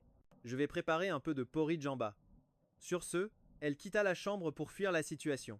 Le regard de Feng Mo s'attarda sur la veste qu'elle avait abandonnée sur le dossier de la chaise. Le temps que Ron Sao prépare les ingrédients et lance la cuisson du porridge, 20 minutes s'étaient déjà écoulées. En remontant, elle vit que Feng Kexin avait fini sa perfusion et s'était endormie. Elle transpirait abondamment et Tante Liu épongeait doucement son front. En la voyant, Tante Liu lui céda vivement la place, pensant qu'elle voudrait s'occuper personnellement de son enfant. Après tout, autrefois, c'était toujours Ron Sao qui gérait tout ce qui touchait à Feng Mo et sa fille. Mais cette fois, elle secoua la tête. Et elle alla s'asseoir sur le canapé de la chambre. Tante Liu fut surprise, mais n'y pensa pas plus, et changea délicatement les vêtements humides de Feng Kexin. Une fois terminée, elle demanda « Qu'a dit le docteur? La fièvre risque-t-elle de revenir ?» Tante Liu répondit rapidement à voix basse. Le médecin a dit que non, probablement. Le pire est passé pour Feng Kexin. Elle n'aurait sûrement pas besoin de rester ici cette nuit. Ron Sao resta assise quelques instants, puis redescendit. Tante Liu surveillait le feu dans la cuisine. « Madame, vous devez être épuisée. Asseyez-vous et reposez-vous un peu. » Ron Sao ne refusa pas et sortit de la cuisine. Elle vit Feng Mo, assis sur le canapé du salon, en train de lire le journal. En la voyant, Feng Mo leva les yeux vers elle un bref instant, puis il reporta toute son attention sur sa lecture. Ron Sao hésita. Autrefois, elle se serait assise près de lui pour voler quelques instants ensemble. Mais aujourd'hui, il n'avait plus rien à se dire. Cette pensée la fit se détourner pour monter, mais dans le couloir, Feng Kexin était réveillé. Le porridge est prêt? Presque. Ron Sao toucha le front de sa fille, et constatant que la fièvre était tombée, elle alla chercher le porridge et le lui servit. Feng Kexin en prit une bouchée et plissa les yeux de satisfaction. Ça faisait si longtemps que je n'en avais pas mangé, c'est délicieux. Tante Liu sourit et dit « Maintenant que tu es rentré au pays, tu pourras en manger quand tu voudras. » Ron Sao se figea, sans un mot. Assis en face d'elle, Feng Mo ne dit rien non plus. Seule Feng Kexin semblait heureuse de ce moment partagé. Comme si une idée lui venait, elle dit à Ron Sao d'un ton câlin « Maman, tu peux dormir avec moi cette nuit ?» Ron Sao allait refuser, mais en voyant le visage encore pâle de sa fille, elle hésita un instant et finit par accepter. Le lendemain matin, après avoir vérifié que Feng Kexin n'avait plus de fièvre, elle prit son sac, ses clés de voiture et partit sans un bruit. Peu de temps après son départ, Feng Kexin se réveilla. Elle chercha partout dans la maison, mais ne trouva aucune trace de Ron Sao. Elle demanda à Tante Liu « Où est maman? Madame a dû partir pour une affaire importante, mais elle t'a préparé ton petit déjeuner avant de s'en aller. » Le moral de Feng Kexin remonta un peu. Après s'être lavée, elle descendit manger. Pendant ce temps, en quittant la villa, Ron Sao se rendit directement à l'entreprise Changmo. Yumo-sun l'attendait déjà à l'entrée. En l'apercevant, il ouvrit grand les bras pour l'accueillir. « Sois la bienvenue parmi nous. » Au même moment, dans un couloir de l'entreprise, Yu était au téléphone, appuyé contre la fenêtre. « Sœur Lin, quand est-ce que tu arrives ?» Mais Lin a expliqué que pour des raisons personnelles, Yumo-sun n'avait plus besoin d'elle. Le visage de Yu s'est aussitôt assombri. Elle s'apprêtait à demander des explications quand elle vit Yumo-sun entrer, accompagné de Ron Sao. « Voici Ron Sao, notre nouvelle collègue qui nous rejoint aujourd'hui. » Mais avant qu'il ait pu finir, Yu l'interrompit sèchement. « C'est donc à cause d'elle que tu as renvoyé ma petite sœur ?» Yumo-sun, un instant déconcerté, finit par hocher la tête. « Sur ce point, je te donnerai une explication plus tard. » Mais Yu foudroya Ron Sao du regard. « Ma petite sœur a 25 ans et vient d'obtenir un doctorat dans l'une des 10 meilleures universités du monde. Si mademoiselle Ron Sao a pu remplacer ma sœur chez Changmo, son CV doit être encore plus impressionnant. » Mais Yu avait vu Ron Sao dans les bras de Yumo-sun un peu plus tôt, et était persuadée qu'elle avait obtenu ce poste par piston. Rongée par cette idée, sans même attendre la réponse de Ron Sao, elle ajouta avec sarcasme. On pourrait presque croire que mademoiselle Ron Sao n'a même pas fini son doctorat. Yumo-sun avait prévu de parler à Yu de l'affaire entre Ron Sao et Lin plus tard, car il n'était pas convenable de discuter de cela devant tout le monde. Mais il ne s'attendait pas à une attaque si soudaine. Il était sur le point de l'arrêter quand Yu l'interpella. D'une voix forte, directeur Yu, je parle à mademoiselle Ron Sao, je me renseigne juste sur sa formation, est-ce si Difficile pour elle de répondre? Ron Sao répondit avec un calme déconcertant. En effet, je n'ai pas fait de doctorat. En entendant cela, un sourire de triomphe se dessina sur le visage de Yu Yu. Mais quoi? Que même sans doctorat, tes connaissances professionnelles valent les nôtres? Qui t'a donné cette fausse impression? Ce n'est pas parce que tu as un joli visage et que tu es habitué aux flatteries des hommes que tu as réellement du talent. En entendant ces mots, Yumo-sun entra dans une colère noire. Yu Yu, douter est une chose, mais en arriver là, c'est purement et simplement insulter Ron Sao. Yu Yu arracha le badge d'identification de son cou. Je démissionne. Je ne reste pas dans une entreprise qui fonctionne avec des pistons. Sur ce, elle tourna les talons sans un regard en arrière. Ron Sao, qui appréciait le talent, regarda Yumo-sun, mais celui-ci secoua la tête pour lui dire de ne pas se précipiter. La technologie principale de l'entreprise était couverte par un accord de confidentialité avec le gouvernement, donc l'identité de Ron Sao ne pouvait être connue que d'une poignée de personnes. Il ne pouvait rien expliquer publiquement, alors il se tourna vers les autres. Même si Ron Sao n'a pas fait de doctorat, sa capacité professionnelle est absolument suffisante. Je m'en porte garant. Dans le bureau, les autres échangèrent des regards. En réalité, ils avaient déjà vécu une situation similaire auparavant. Un haut responsable avait placé quelqu'un sans aucune connaissance, qui ne savait rien faire. C'est pourquoi, non seulement Yu Yu, mais aussi les autres, pensaient que Yumo-sun mélangeait le personnel et le professionnel. Yumo-sun remarqua l'attitude de chacun, mais ne se laissa pas démonter, assignant simplement le travail de Yu Yu à Ron Sao. Dans le groupe Fang, Fang Mo, en train de réviser des documents, dit calmement que quelqu'un prépare un café. C'était la première fois que la secrétaire Su préparait personnellement un café pour Feng Mo. Elle était à la fois excitée et nerveuse. Suivant les étapes que Ron Sao lui avait enseignées, elle prépara le café avec soin. Feng Mo prit la tasse et but une petite gorgée, mais en goûtant le café, il la reposa immédiatement. Qu'est-ce que c'est que ça? La secrétaire Su, être parce que c'était sa première fois, était nerveuse. Elle n'avait pas bien contrôlé la torréfaction. Feng Mo fronça les sourcils en entendant cela. Secrétaire Su et Ron Sao, Chen Yuan, l'assistant, resta abasourdi. Ron Sao a déjà démissionné de l'entreprise. Vous ne le saviez pas? Un couple de Bélines mariés depuis 7 ans ne s'était jamais rencontré en face à face. Même la nouvelle de la démission de sa femme de sa propre entreprise, l'homme ne l'apprenait que maintenant par son assistant. Et pourtant, cela ne semblait pas l'affecter du tout. Tout le monde dans leur cercle savait que Ron Sao l'aimait à la folie. Dans l'entreprise Changmo, Ron Sao fut occupé par son travail tout le temps. Ce n'est qu'après 10 à 7 heures qu'elle alla trouver son collègue Suyan. J'ai presque terminé ces tâches. Peux-tu vérifier s'il y a un problème? Suyan vérifia le contenu que Ron Sao lui avait envoyé. D'abord confus, il écarquilla les yeux 3 minutes plus tard avec incrédulité. Tu as fait tout ça toute seule? Il faut savoir que cela représentait plus de 10 jours de travail pour Yu Yu. Non seulement Ron Sao avait tout terminé en moins d'une journée, mais elle avait aussi ajouté de nouvelles idées qu'il n'avait pas envisagées. Les autres, en entendant cela, se sont approchés. Après avoir compris ce qui s'était passé, ils restèrent tous stupéfaits. Reprenant ses esprits, Suyan dit avec incrédulité. Tu es vraiment en master? Ron Sao, après une pause, dit avec honnêteté, je n'ai pas fait de master. Tout le monde fut encore plus choqué. Tant de doctorants et d'étudiants en master et une simple diplômée de licence. Les surpassaient tous. Après avoir discuté un moment avec tout le monde et aidé certains à résoudre des problèmes de travail, Ron Sao quitta l'entreprise vers 10 à 9 heures. En sortant du bureau, elle vit Yumo-sun qui l'attendait à la porte. Dès ton premier jour de travail, tu as déjà gagné la reconnaissance de tout le monde. Je n'en attendais pas moins de toi. Ron Sao lui sourit également en le regardant. Merci à toi aussi. Laisse-moi t'inviter à dîner ce soir. Bien sûr que j'accepte. Sinon, pourquoi crois-tu que je suis là, à t'attendre? 20 minutes plus tard, ils arrivaient au restaurant. Alors que Ron Sao montait les marches, un enfant fonça droit sur elle. Pour l'esquiver, elle recula brusquement et perdit l'équilibre. Au moment précis où elle allait tomber, Yumo-sun la rattrapa. Ron Sao, soulagé, était sur le point de le remercier. Mais son regard croisa Feng Mo et Kyumin au loin. Eux aussi l'avaient vu, mais elle choisit de les ignorer et monta avec Yumo-sun. Face à son indifférence, Kyumin lança avec incrédulité. C'était bien ta femme, non? Est-ce sa nouvelle stratégie pour attirer ton attention? Une ruse pour te reconquérir? Feng Mo ne répondit rien, se contentant de dire calmement « Allons-y ».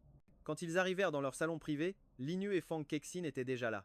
Linyu leur demanda ce qui les faisait tant rire. « Oh rien, nous avons juste croisé quelqu'un d'intéressant. » Après le dîner, Feng Mo et Feng Kexin rentrèrent à la maison. À peine sortis de la voiture, Feng Kexin courut joyeusement vers l'étage en criant « Maman !» Une domestique sortit de la cuisine, alertée par le bruit. Madame n'est pas encore rentrée. Le visage de Feng Kexin s'assombrit aussitôt. D'une humeur massacrante, elle monta s'enfermer dans sa chambre. Le lendemain matin, Feng Kexin se leva en espérant savourer un petit déjeuner préparé par sa mère. Mais Ron Sao n'était toujours pas là.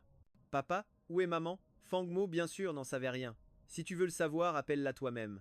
Ce soir-là, en sortant du travail, Ron Sao reçut un appel de Fang Kexin. Maman, quand est-ce que tu rentres à la maison? J'ai envie de tes travers de porc aigre doux. À vrai dire, Ron Sao n'avait aucune envie d'y aller. Elle se massa les tempes, prête à refuser. Mais Feng Kexin ajouta: Papa est parti en voyage d'affaires aujourd'hui. Je m'ennuie tellement. Maman, s'il te plaît, reviens vite. Ron Sao devint pensive. Feng Mo était donc absent. Alors qu'ils étaient sur le point de divorcer, ses affaires ne la concernaient plus. Cependant, jusqu'aux 10 à 8 ans de Feng Kexin, elle avait encore la responsabilité de veiller sur elle. Guidée par cette pensée, elle finit par accepter. Elle passa donc les 2 jours suivant la basse. Le vendredi, grand-mère Ron l'appela pour qu'elle vienne dîner à la maison. Ron Sao emmena Feng Kexin dans la maison familiale des Ron. Le lendemain, quand Ron Sao alla réveiller sa fille, elle la trouva déjà debout, en train de faire sa toilette. Ron Sao ramassa le pyjama qu'elle avait laissé par terre. Soudain, la tablette de Feng Kexin vibra. C'était un message de Linue, qui l'invitait à dîner ce soir-là. Ron Sao l'aperçut du coin de l'œil mais détourna vite le regard. Elle alla mettre le pyjama de sa fille dans la machine à laver. À son retour, Feng Kexin serrait déjà sa tablette contre elle. En la voyant, elle cacha vivement l'appareil dans son dos pour que Ron Sao ne voie pas sa conversation. Ron Sao fit semblant de n'avoir rien vu. Les raviolis sont prêts. Viens prendre ton petit déjeuner. Feng Kexin sauta du lit, toute heureuse. Super. Ça fait si longtemps que je n'ai pas mangé les raviolis de maman. Pendant le repas, grand-mère Ron demanda avec un grand sourire: Kexin, que veux-tu manger ce soir? Ta grand-mère le fera préparer pour toi. Feng Kexin savait pertinemment que sa grand-mère n'appréciait pas Linue. Une lueur malicieuse brilla alors dans ses yeux. Mamie, papa rentre ce soir, j'aimerais dîner à la maison. Grand-mère Ron était triste de la voir partir. Mais depuis 2 ans, Feng Kexin était devenue très proche de son père. En l'entendant, elle ne se douta de rien. Ron Sao, elle, savait que sa fille mentait, mais ne la dénonça pas. Elle servit un peu de nourriture à sa grand-mère. Ne t'inquiète pas, je reste pour te tenir compagnie. Feng Kexin craignait de ne pas pouvoir se débarrasser de sa mère pour rejoindre Linue. En entendant que Ron Sao restait, elle poussa un soupir de soulagement. Une fois Feng Kexin parti, Ron Sao contacta le majordome de Feng Mo. Elle lui demanda d'envoyer quelqu'un la chercher, sans l'accompagner elle-même. Les 2 jours suivants, Feng Kexin s'est sûrement bien amusée avec Linue et les autres. Elle ne recontacta pas une seule fois Ron Sao. Le lundi soir, Ron Sao avait rendez-vous avec Shu Zilan pour dîner. Alors qu'elles avaient presque fini, Ron Sao alla aux toilettes et tomba à nouveau sur Changbai. Ron Sao l'ignora complètement et continua son chemin. Changbai s'arrêta net, la suivant d'un regard en coin. Quand elle sortit des toilettes, il était toujours là, au même endroit, immobile. En la voyant, il la dévisagea. Tu es venu dîner ici? Oui, répondit-elle froidement, fixant l'homme devant elle. Vous pensez encore que je vous suis, n'est-ce pas? Et Changbai marqua une pause. Ce n'est pas ce que je voulais dire. Ron Sao savait très bien ce qu'il insinuait, mais elle ne voulait plus rien savoir. Sur ces mots, elle partit sans se retourner. En sortant du restaurant, Chu Zilong voulut acheter un cadeau d'anniversaire pour sa mère. Ron Sao l'accompagna dans une bijouterie. Elle venait de choisir un collier de jade quand quelqu'un interpella Ron Sao. Un homme s'approcha d'elle. Xiao Sao, toi aussi tu viens commander des bijoux? Ron Sao le dévisagea sans dire un mot. Face à l'attitude glaciale de sa fille, Lin Li parut attristée. Papa sait qu'il a mal agi par le passé, mais tu sais que tu as toujours été dans mon cœur. Un rire sarcastique échappa à Ron Sao en l'entendant. Bien sûr, je suis dans ton cœur. C'est pour ça que tu as laissé Linue séduire mon mari. Comment pourrait-on dire que je n'y suis pas? Lin Li fronça les sourcils. Xiao Sao, je comprends ce que tu ressens, mais Linue et Feng Mo s'aiment sincèrement. On ne peut pas forcer l'amour. Pourquoi t'obstines-tu? C'est vrai, l'amour ne se force pas. C'est ça, tu as trompé ma mère sans aucun remords, et maintenant sa fille est devenue une maîtresse tout aussi effrontée, n'est-ce pas? Le visage de Lin Lihai se durcit instantanément. Depuis quand es-tu devenue si agressive? Moi? Agressive? Si je divorce de Feng Mo pour laisser le champ libre à Linue, est-ce que ça irait mieux? À ce moment-là, Shang Rufang et Shan Liao firent leur entrée. Lihai, que se passe-t-il? Shang Rufang aperçut alors Ron Sao. Oh, Xiao Yao, ça fait longtemps. Tu es de plus en plus belle. Lin Lihai se tourna vers elle. Grande sœur, pourquoi êtes-vous venue? On trouvait que tu mettais du temps à rentrer, alors on est venu voir. Shan Liao aperçut le coffret ouvert par le bijoutier. Fixant Ron Sao, elle lança à voix haute, intentionnellement. Mon oncle, c'est le cadeau que tu as commandé pour l'anniversaire de mariage de ma tante, c'est magnifique. En entendant cela, Chu Qilan comprit aussitôt qui étaient Lin Lihai et les 2 autres. Quelle belle brochette de vipère, murmura-t-elle pour elle-même. Elle paya, prit Ron Sao par le bras et s'en alla. Lin Lihai appela Ron Sao par son nom. Xiao Yao, toi et Xiao Yue. Vous êtes de la même famille. Ce qui s'est passé avec Sheng Mo. J'espère que ça ne se reproduira plus. Ron Sao faillit éclater de rire. Mais c'était un rire de rage. Tu essaies de me dégoûter, c'est ça? Lin Lihai soupira, l'air impuissant. Xiao Yue est un génie dans le domaine de l'intelligence artificielle. Son entrée chez Sheng Mo était une affaire très importante. À l'avenir, maîtrise ton caractère et ne lui cherche plus de problème. Ron Sao le fixa, son regard vide de toute chaleur. Tu as fini? Maintenant, dégage. Voyant que Ron Sao ne plierait pas, Lin Lihai parut déçu. Allons-y. Il prit le cadeau qu'il avait commandé et partit. Chu Qilen jeta un regard inquiet à Ron Sao, mais Ron Sao secoua la tête, disant calmement que tout allait bien. Du jour où Lin Lihai avait divorcé de sa mère, il avait cessé d'être son père à ses yeux. Elle ne ressentait plus qu'un profond dégoût. Elles se dirigèrent vers le parking. Avant de monter, le téléphone de Ron Sao sonna. C'était un appel de Feng Mo. Ron Sao hésita 2 secondes avant de décrocher. Grand-mère nous a invités à la station thermale demain. Rentre ce soir. J'enverrai une voiture te chercher, toi et Kexin. Ce n'est pas la peine. Je peux venir directement depuis le bureau. Mais à l'autre bout du fil, Feng Kexin prit un ton capricieux. Maman, s'il te plaît, viens m'accompagner. La station est si loin. Le trajet sera ennuyeux toute seule. Ron Sao marqua une pause et ne refusa plus. Ce soir-là, elle quitta le travail et arriva à la villa à l'heure. Feng Kexin attendait déjà dans la voiture, mais Feng Mo n'était pas encore là. Elles attendirent plus de 20 minutes. Toujours personne. C'est alors que le majordome arriva en courant. Monsieur a dit qu'il avait une urgence et ne pouvait pas rentrer maintenant. Il demande que vous partiez d'abord avec mademoiselle Kexin à la station thermale. Il vous rejoindra plus tard. Indifférente, Ron Sao hocha la tête et démarra. Mais Feng Mo n'est jamais venu cette nuit-là. La grand-mère et Feng Kexin étaient très mécontentes. Ron Sao, elle, agissait comme si de rien n'était. Avec calme, elle prépara tout pour la grand-mère. Mais cette dernière, de mauvaise humeur, se coucha tôt. Le lendemain matin, quand Ron Sao se réveilla, il n'y avait personne à côté d'elle. Feng Kexin et la grand-mère étaient partis. Ron Sao se renseigna. La grand-mère aurait attrapé froid à cause du vent la veille. Elle a eu une terrible migraine au milieu de la nuit. Avant qu'elle ne se réveille, elles étaient déjà retournées à la maison familiale pour ne pas la déranger pendant son repos. La grand-mère ne l'a pas prévenue immédiatement. Feng Kexin, de son côté, trouvait l'endroit ennuyeux. Elle avait demandé tôt le matin à être emmenée ailleurs. Que Feng Kexin trouve cet endroit ennuyeux, c'était possible. Elle aurait pu attendre son réveil pour l'emmener s'amuser. Si elle est partie en cachette, ce n'était pas par peur de la réveiller, mais probablement parce qu'elle avait eu des nouvelles de Feng Mo. Elle voulait le rejoindre, lui et Ligneux. Mais Ron Sao n'y accordait aucune importance. Après tout, elle appréciait d'être seule. Cela lui donnait plus de temps pour s'occuper de ses propres affaires. Le dimanche après-midi, Ron Sao prévoyait de dîner avant de rentrer. C'est alors qu'elle reçut un appel de la grand-mère Feng. Xiao Yao, j'ai appelé Feng Mo ce matin. Je lui ai demandé de venir te chercher à la station thermale ce soir. Est-ce qu'il t'a contacté? Bien sûr que non. Ni lui ni Feng Kexin ne l'avaient contacté depuis leur départ. Mais l'avouer aurait été compliqué, alors elle répondit calmement que oui. La grand-mère Feng fut aussitôt rassurée. Après avoir pris des nouvelles de sa santé, elles raccrochèrent. Ron Sao dîna donc à la station. La grand-mère avait dit que Feng Mo viendrait. Mais elle attendit jusqu'à presque 21 heures, et Feng Mo n'était toujours pas là.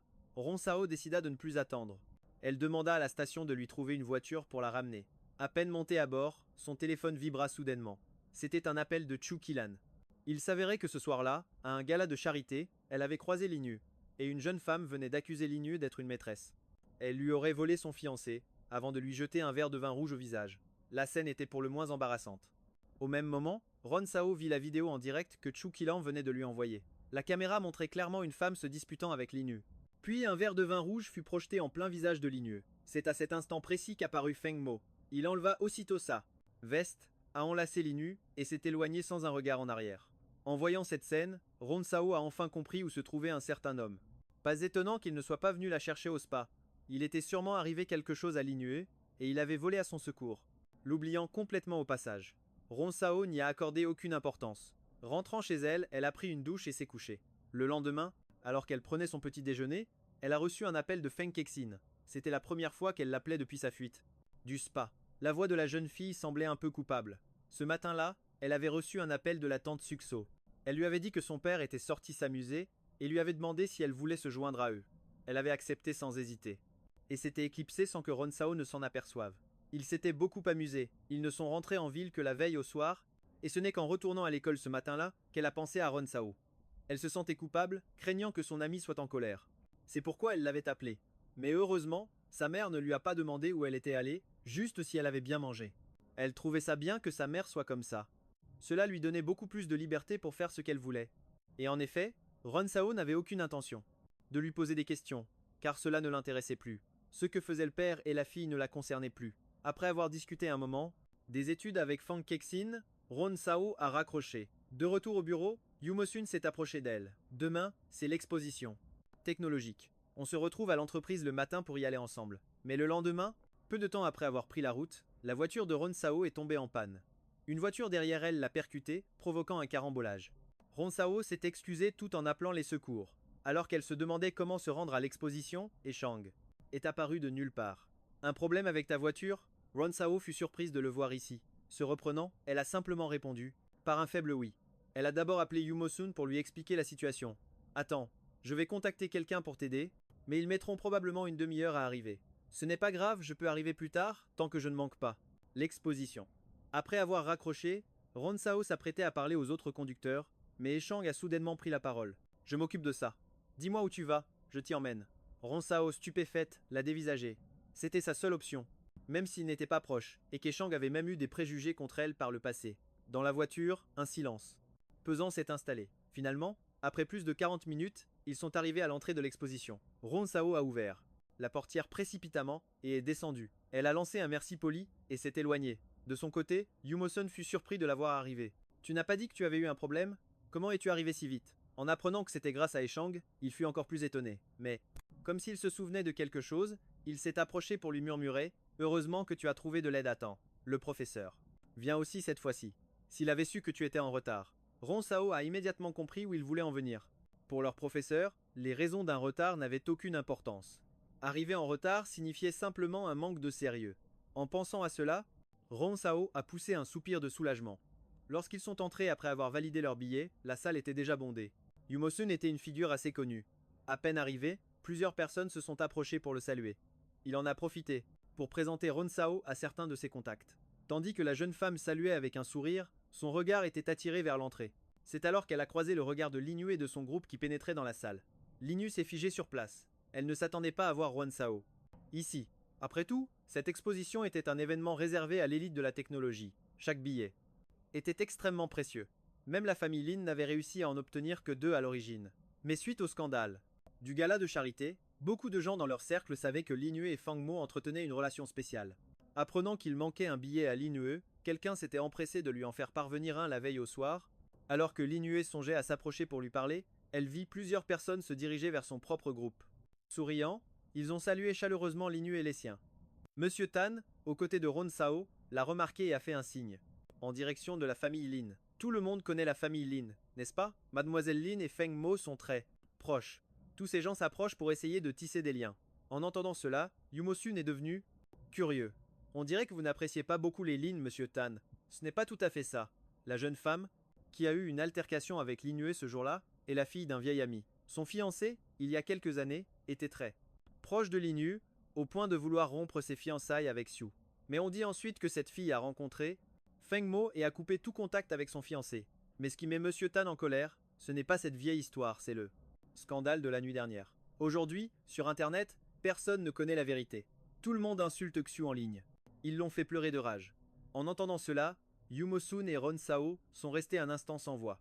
Soudain, le regard de Yumo-sun se figea sur l'entrée. Feng Mo et Qi-yun venaient de faire leur apparition. Les yeux de Feng Mo trouvèrent immédiatement Lin Yu. La foule s'est aussitôt formée autour d'eux, les plaçant au centre, comme s'ils étaient un couple parfait et intouchable. Ronsao leur jeta un bref regard avant de se détourner, mais Yumo-sun les fusillait du regard, son mépris à peine voilé. Tu ne comptes vraiment pas aller les saluer? Après tout, Ronsao et Feng Mo sont encore officiellement mariés. Si elle révélait son statut de Madame Feng, quelle serait la réaction de Feng Mo et Lin Yu? Ronsao comprit aussitôt l'idée perfide qui germait dans son esprit. Elle secoua la tête, rejetant cette pensée. D'abord, c'était inutile. Ensuite, si elle acculait Feng Mo, il risquait de tout révéler. Il l'accuserait publiquement de l'avoir manipulée par le passé. Et même si c'était un mensonge, elle n'avait aucune preuve de son innocence. Au final, c'est elle qui serait humiliée. À cette pensée, Ronsao détourna le regard et commença à s'éloigner.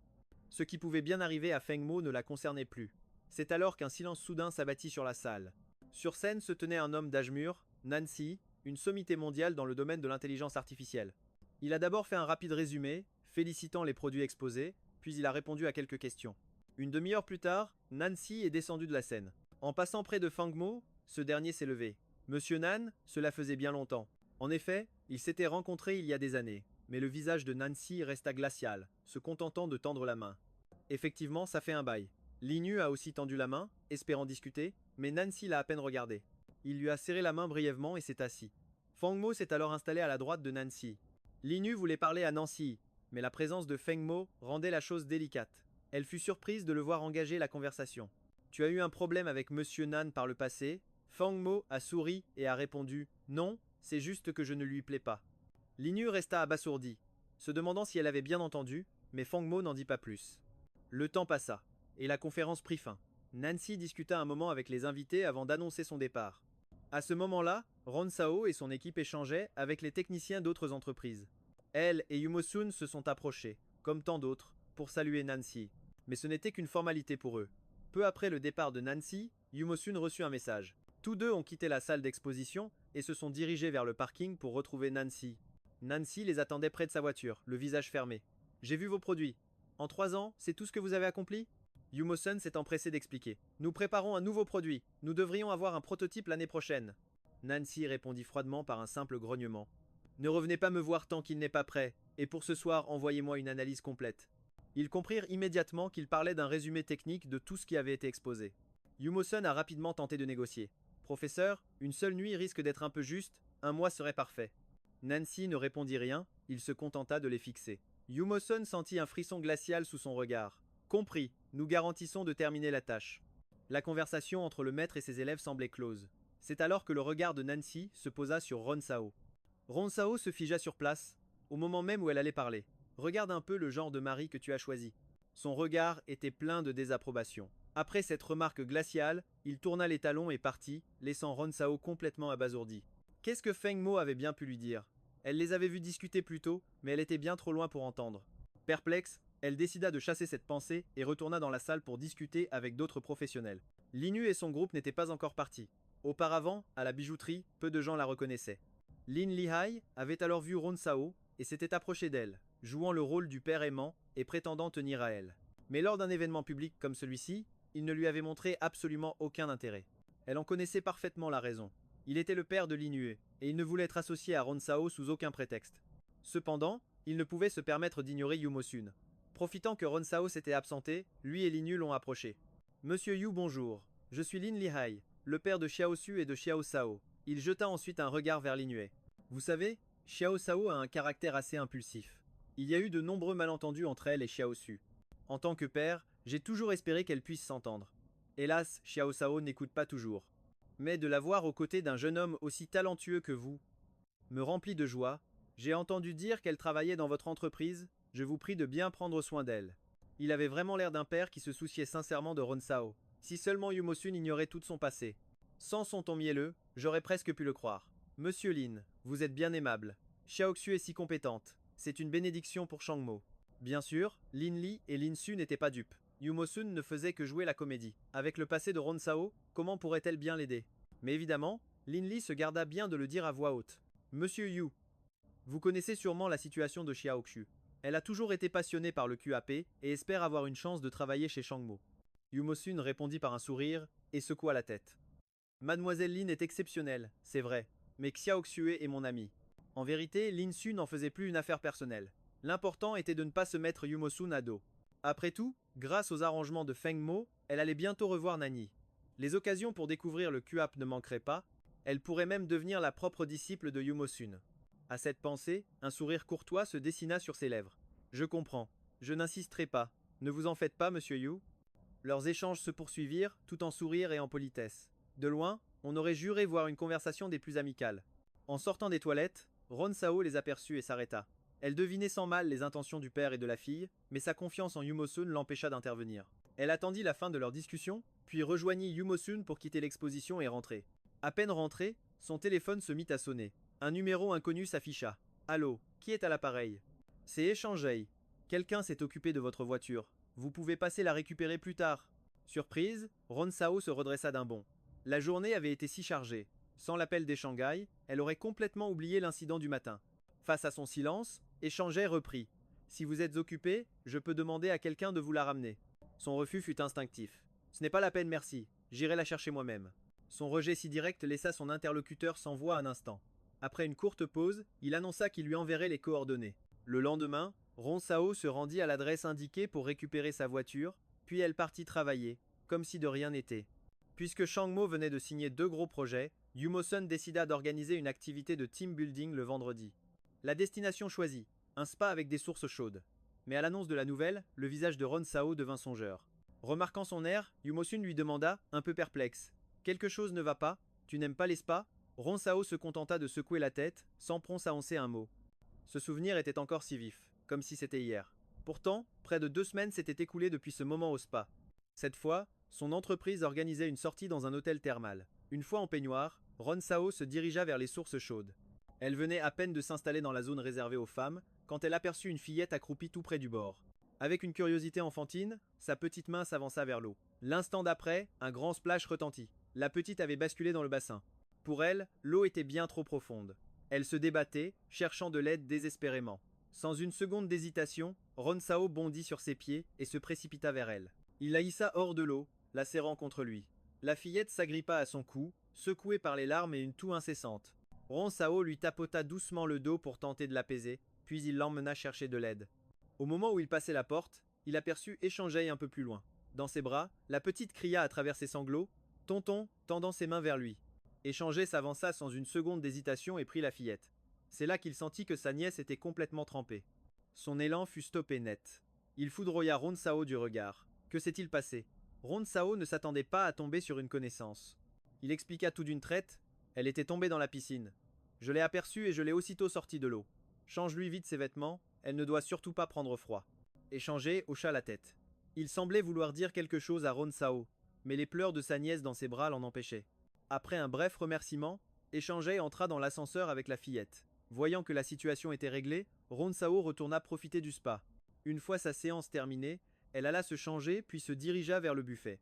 Elle n'avait pas encore fini son repas quand Échangé et sa nièce apparurent devant elle. Pouvons-nous nous asseoir ici? En réalité, Ron Sao ne souhaitait pas vraiment sa compagnie, mais comme il l'avait aidée, elle accepta d'un signe de tête. Échangé s'installa donc avec son assiette, et la petite Dandan commença à manger tranquillement à ses côtés. Échangé sourit en regardant l'enfant. C'est cette dame qui a sauvé Dandan tout à l'heure. Dis-lui merci, Dandan. La petite lécha le gâteau sur sa cuillère, puis leva son regard vers Ron Sao. D'une voix fluette, elle murmura « Merci, madame ». Ron Sao comprit soudain.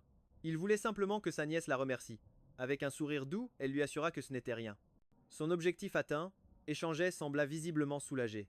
Après une bouchée, il regarda Ron Sao. « Vous êtes venu seul? Je suis avec des collègues pour une activité d'entreprise. » Échangé, lui, ignorait totalement que Ron Sao avait quitté la société Feng. Il pensa alors que la société Feng organisait aussi un événement ici. Il marqua une pause avant de répondre sobrement « Je vois ». À cet instant, Yumo-sun repéra Ron Sao et lui fit signe. Mais ce dernier préférait garder ses distances avec quiconque était lié à Feng Mo. En voyant Yumo-sun, elle saisit sa chance. « Merci encore pour la dernière fois. J'ai un empêchement, je vous laisse. Profitez bien de votre repas, mangez tranquillement. Échangez-en bien qu'elle était mal à l'aise en sa présence. » Il remarqua aussi sa froideur nouvelle, mais mit ça sur le compte d'une conversation gênante. Sur le circuit de course, en voyant Ron Sao vouloir partir, il ne chercha pas plus loin, il hocha la tête sans insister. Yumo-sun fut surpris de voir Eangai. Comment se fait-il qu'il soit là lui aussi? Ils n'étaient pas censés ne pas se connaître? Pourquoi mangent-ils ensemble? Ta nièce est tombée dans la source chaude. Je l'ai vue, et je l'ai sauvée. Elle est venue me remercier. En entendant ça, Yumo-sun posa quelques questions puis quitta le restaurant avec elle. De retour dans sa chambre, Ron Sao voulut lire sur le balcon, mais son téléphone sonna soudainement. C'était un appel de Feng Mo. D'habitude, il ne l'appelait que pour les choses importantes. Songeant à cela, Ron Sao répondit d'un ton glacial. Il dit « Salut, grand-mère veut que tu viennes dîner demain soir. » Ron Sao marqua une pause. « D'accord, c'est noté. » Après ces mots, il raccrocha sans attendre. Indifférente, elle posa son téléphone et se replongea dans sa lecture. Le lendemain matin, elle se leva pour aller courir à la salle de sport de l'hôtel. Après s'être reposée un moment, elle retourna se détendre à la source chaude. C'est là qu'une femme d'environ 40 ou 50 ans arriva, tenant Dandan par la main. Ron Sao l'avait déjà aperçue la veille. Il semblait que c'était la nounou engagée par la famille E pour s'occuper de Dandan. La veille, à cause d'un appel urgent, elle avait été distraite et n'avait pas vu Dandan s'éloigner. Si Ron Sao n'avait pas été là pour la sauver, les conséquences auraient été terribles. En voyant Ron Sao, la nounou s'empressa de la remercier. Elle sourit et répondit que ce n'était rien. Elle pensait qu'après la peur de la veille, Dandan n'oserait plus s'approcher de l'eau.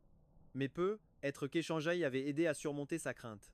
Équipée de sa bouée, Dandan testa l'eau du bout du pied avant d'y entrer doucement. Un instant plus tard, elle nageait vers Ron Sao en battant des jambes. Elle l'appela doucement Tati. Ron Sao se tourna pour lui demander ce qu'il y avait, mais Dandan ne dit rien de plus. Toute joyeuse, Elle se mit à nager autour d'elle. Un peu plus tard, Ron Sao dut partir pour une activité de son entreprise. Avant de s'en aller, elle dit au revoir à Dandan, mais la petite lui tendit les bras. Tati, un câlin?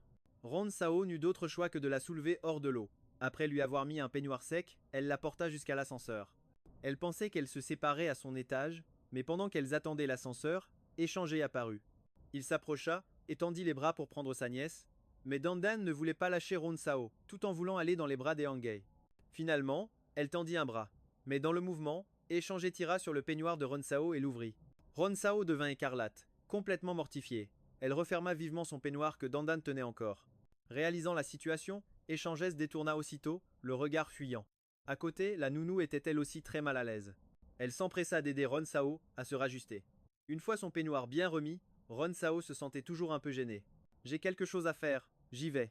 Échangeuse retourna alors pour s'excuser. Dandan aussi avait compris qu'elle avait fait une bêtise, pensant avoir contrarié Ron Sao. Les larmes aux yeux, elle s'excusa à voix basse. Ron Sao savait bien qu'elle ne l'avait pas fait exprès. Elle ne voulait pas la gronder. Ce n'est rien, Tati sait que tu ne l'as pas fait exprès. En disant cela, elle esquissa un léger sourire, fit un signe d'adieu à Dandan et entra dans l'ascenseur. Comme elle devait aller dîner chez la famille Fang, vers 4 heures de l'après-midi, Ron Sao se prépara à partir. Yumosun la raccompagna jusqu'au parking. Sois prudente sur la route. Pendant qu'il parlait, une voiture s'approcha lentement d'eux. La vitre arrière se baissa, laissant apparaître la tête de Dandan. Elle lui fit un signe de la main. Au revoir, Tati. Ron Sao lui rendit son sourire et son signe de la main. Juste après, elle remarqua le regard d'Échanger sur elle. Elle marqua un temps d'arrêt, puis hocha la tête en guise de salut. Échanger jeta un œil à Yumosun, qui se tenait à côté d'elle. Puis il détourna les yeux alors que la voiture s'éloignait. Yumosun se frotta le menton. Pourquoi j'ai l'impression qu'Échanger me dévisageait? Ron Sao n'y prêta pas attention. Pourquoi te regarderait-il bizarrement sans raison? Être parce qu'il me voit très proche de toi? Il pense que notre relation est trop intime? Tu crois qu'il me surveille pour le compte de Feng Mo? En entendant cela, le sourire de Ron Sao s'effaça. Ne t'en fais pas, ce n'est certainement pas ça. Échanger les autres s'entendent très bien avec Linyu. Ils préfèrent de loin que Feng Mo soit avec elle. Si j'avais vraiment un nouvel amant, ils en seraient sûrement ravis. Quand Ron Sao arriva à la résidence de la famille Feng, la nuit était déjà tombée. Madame Feng, apprenant son arrivée, sortit en personne pour l'accueillir. En la voyant seule, le sourire de la vieille dame se figea un instant. Feng Mo n'était même pas venu avec elle, contrairement à d'habitude. Mais Fang Kexin n'avait-elle pas l'habitude de rentrer avec elle? Ron Sao n'avait aucune idée d'où elle pouvait bien être. Depuis leur séparation il y a un demi-mois, il ne l'avait plus jamais contactée. Elle non plus ne s'était pas donné la peine d'appeler. En y repensant, elle afficha un sourire et dit « Il devrait arriver d'un moment à l'autre ». La grand-mère, pensant qu'elle connaissait l'emploi du temps de Feng Mo, ne posa pas plus de questions. Mais à près de 7h30, il n'y avait toujours aucune trace de Feng Mo ni de Feng Kexin. Son expression s'était assombrie. Ron Sao, appelle-les pour qu'ils se dépêchent. Ron Sao n'eut d'autre choix que de prendre son téléphone et de composer le numéro de Feng Mo. Lui, devinant la raison de son appel, prit la parole en premier. J'arrive dans 20 minutes. Ron Sao s'apprêtait à répondre quand la voix de Fang Kexin s'est fait entendre à travers le combiné. Au revoir, tante Suxue. Sans surprise, ils étaient avec Lin Suxue. Sur cette pensée amère, elle s'apprêtait à mettre fin à l'appel, mais Feng Mo fut plus rapide et raccrocha le premier. 20 minutes plus tard, Feng Mo et sa fille étaient de retour. La grand-mère ignora Feng Mo et fit un signe affectueux à Feng Kexin. La petite courut en souriant vers son aïeul. Après avoir été câlinée par la vieille dame, elle s'est approchée de Ron Sao et l'a appelée maman. Lorsque Ron Sao la prit dans ses bras, elle sentit la légère odeur du parfum de Lin Suxue, mais ne fit aucune remarque, se contentant de la repousser doucement. Feng Mo s'assit près de sa grand-mère et lui tendit une boîte, un cadeau pour se faire pardonner. La vieille dame comprit aussitôt. C'était pour avoir manqué leur séjour au spa la dernière fois. Elle laissa échapper un grognement mécontent. Tu sais préparer un cadeau pour ta grand-mère, mais qu'en est-il de Ron Sao? Feng Mo sourit sans rien dire et posa son regard sur sa femme. Mais ce n'était qu'un simple regard, vide de toute émotion. Il n'y avait plus le moindre sentiment. Ron Sao n'y prêta pas attention et dit avec un léger sourire « Grand-mère, le repas va refroidir. Mangeons d'abord. » La grand-mère crut que Ron Sao changeait de sujet pour l'empêcher de réprimander à nouveau Feng Mo. Après tout, par le passé, chaque fois que Feng Mo l'ignorait et que sa grand-mère le grondait pour elle, Ron Sao intervenait toujours pour le défendre. En pensant à cela, la vieille dame soupira, impuissante. « Tu le défends toujours. » Ron Sao se contenta de sourire, sans donner d'explication. Feng Mo garda une expression glaciale. Le fait qu'elle prenne sa défense ne changea absolument rien sur son visage. La grand-mère se leva et prit la main de Feng Kexin. « Kexin, ça fait longtemps que tu n'as pas mangé avec ton arrière-grand-mère, assieds-toi avec moi cette fois, d'accord ?» Puis elle lança un regard lourd de sens à Feng Mo. Le message était clair. Ron Sao savait que sa grand-mère essayait de les rapprocher. Mais elle ne chercha pas à voir la réaction de Feng Mo. Elle se dirigea directement vers la salle à manger avec la vieille dame. Alors qu'elle s'asseyait en face de la grand-mère et de Fang Kexin, elle vit du coin de l'œil Feng Mo tirer la chaise à côté d'elle et s'installer. Mais durant tout le dîner, ils n'échangèrent presque pas un mot. La grand-mère ne put que soupirer, désemparée. Passé 9 heures, la fatigue se lisait sur le visage de la vieille dame. Elle leur fit signe de monter se reposer. Feng Kexin observait Ron Sao, qui lui séchait les cheveux en silence. Elle remarqua soudain que sa mère semblait parler beaucoup moins ces derniers temps. Avant, sa mère trouvait toujours une multitude de sujets pour discuter avec elle. Voyant le regard pensif de sa fille, Ron Sao lui demanda ce qui n'allait pas. Feng Kexin secoua la tête. Rien peut être qu'elle imaginait des choses. Sa mère avait sûrement des soucis dont elle ne voulait pas parler. Une fois ses cheveux secs, Feng Kexin se roula sur le lit. Maman, j'ai l'impression que ça fait longtemps que tu ne tiens plus compagnie à papa. Tu ne vas pas dormir avec lui? Ron Sao marqua une pause avant de répondre. J'y vais dans un instant. Elle et Feng Mo n'avaient toujours pas signé les papiers du divorce. Si Feng Kexin ne lui demandait pas de rester avec son père, elle resterait de toute façon avec sa fille. Si la grand-mère venait à l'apprendre, cela provoquerait probablement un scandale. Quand elle retourna dans la chambre, la lumière était allumée. Feng Mo était assis sur le côté, travaillant sur son ordinateur. Ron Sao détourna le regard, entra dans le dressing et enfila son pyjama. Elle s'assit ensuite sur le lit pour lire, jusqu'à ce que le sommeil la gagne, vers minuit. Elle posa son livre, éteignit sa lampe de chevet et s'allongea pour dormir. Cette nuit-là, son sommeil fut étrangement profond. Elle sentait que les draps étaient chauds et incroyablement confortables. Le matin, en se réveillant dans un état second et en voulant se lever, elle réalisa qu'elle semblait enlacer quelqu'un. Comprenant la situation, son corps se figea et elle fut instantanément réveillée. Ron Sao se souvenait pourtant s'être couché délibérément près du bord du lit. En théorie, un grand espace les séparait, à moins que Feng Mo n'ait pris l'habitude de dormir en serrant Lin Suxieux dans ses bras, et que la nuit dernière, à moitié endormie, il l'ait confondue avec elle et l'ait attirée contre lui. À cette pensée, Ron Sao esquissa un mouvement. Elle voulait s'extraire de son étreinte, mais l'instant d'après, il resserra son emprise. Puis, un baiser se déposa sur son front. Dors encore un peu. À présent, Ron Sao en était certaine. Feng Mo l'avait bien prise pour Lin Suxieux. Après tout, en tant d'années de mariage, ils n'avaient jamais partagé un seul baiser matinal. Le regardant, elle ravala l'amertume qui lui montait au cœur. Après une profonde inspiration, elle se glissa lentement hors de ses bras. Être parce qu'il la serrait fort, malgré ses précautions, elle réveilla Feng Mo, qui, réalisant qu'il l'enlaçait, parut très surpris. Réalisant qu'il s'était trompé de personne, il marqua un temps d'arrêt, puis retira ses bras. Ruan Shao ne lui jeta pas un regard, glissa au bord du lit, enfila ses chaussons et se dirigea vers la salle de bain. Quand elle en ressortit, Feng portait toujours le même pyjama. Il était au téléphone au bout du couloir. Ruan Shao lui adressa un bref coup d'œil, détourna les yeux et descendit les escaliers. En bas, sa belle-mère et Feng Kexin attendaient déjà. Puisque tout le monde est réveillé, allons déjeuner, au même. Du instant, Feng Mo descendit à son tour. Il s'assit comme à son habitude près de Ruan Shao. Se souvenant de l'incident du matin, Ruan Shao s'écarta subtilement de lui. Feng Kexin regarda son père et demanda avec innocence: Papa, tu aimes dormir en faisant un câlin à maman?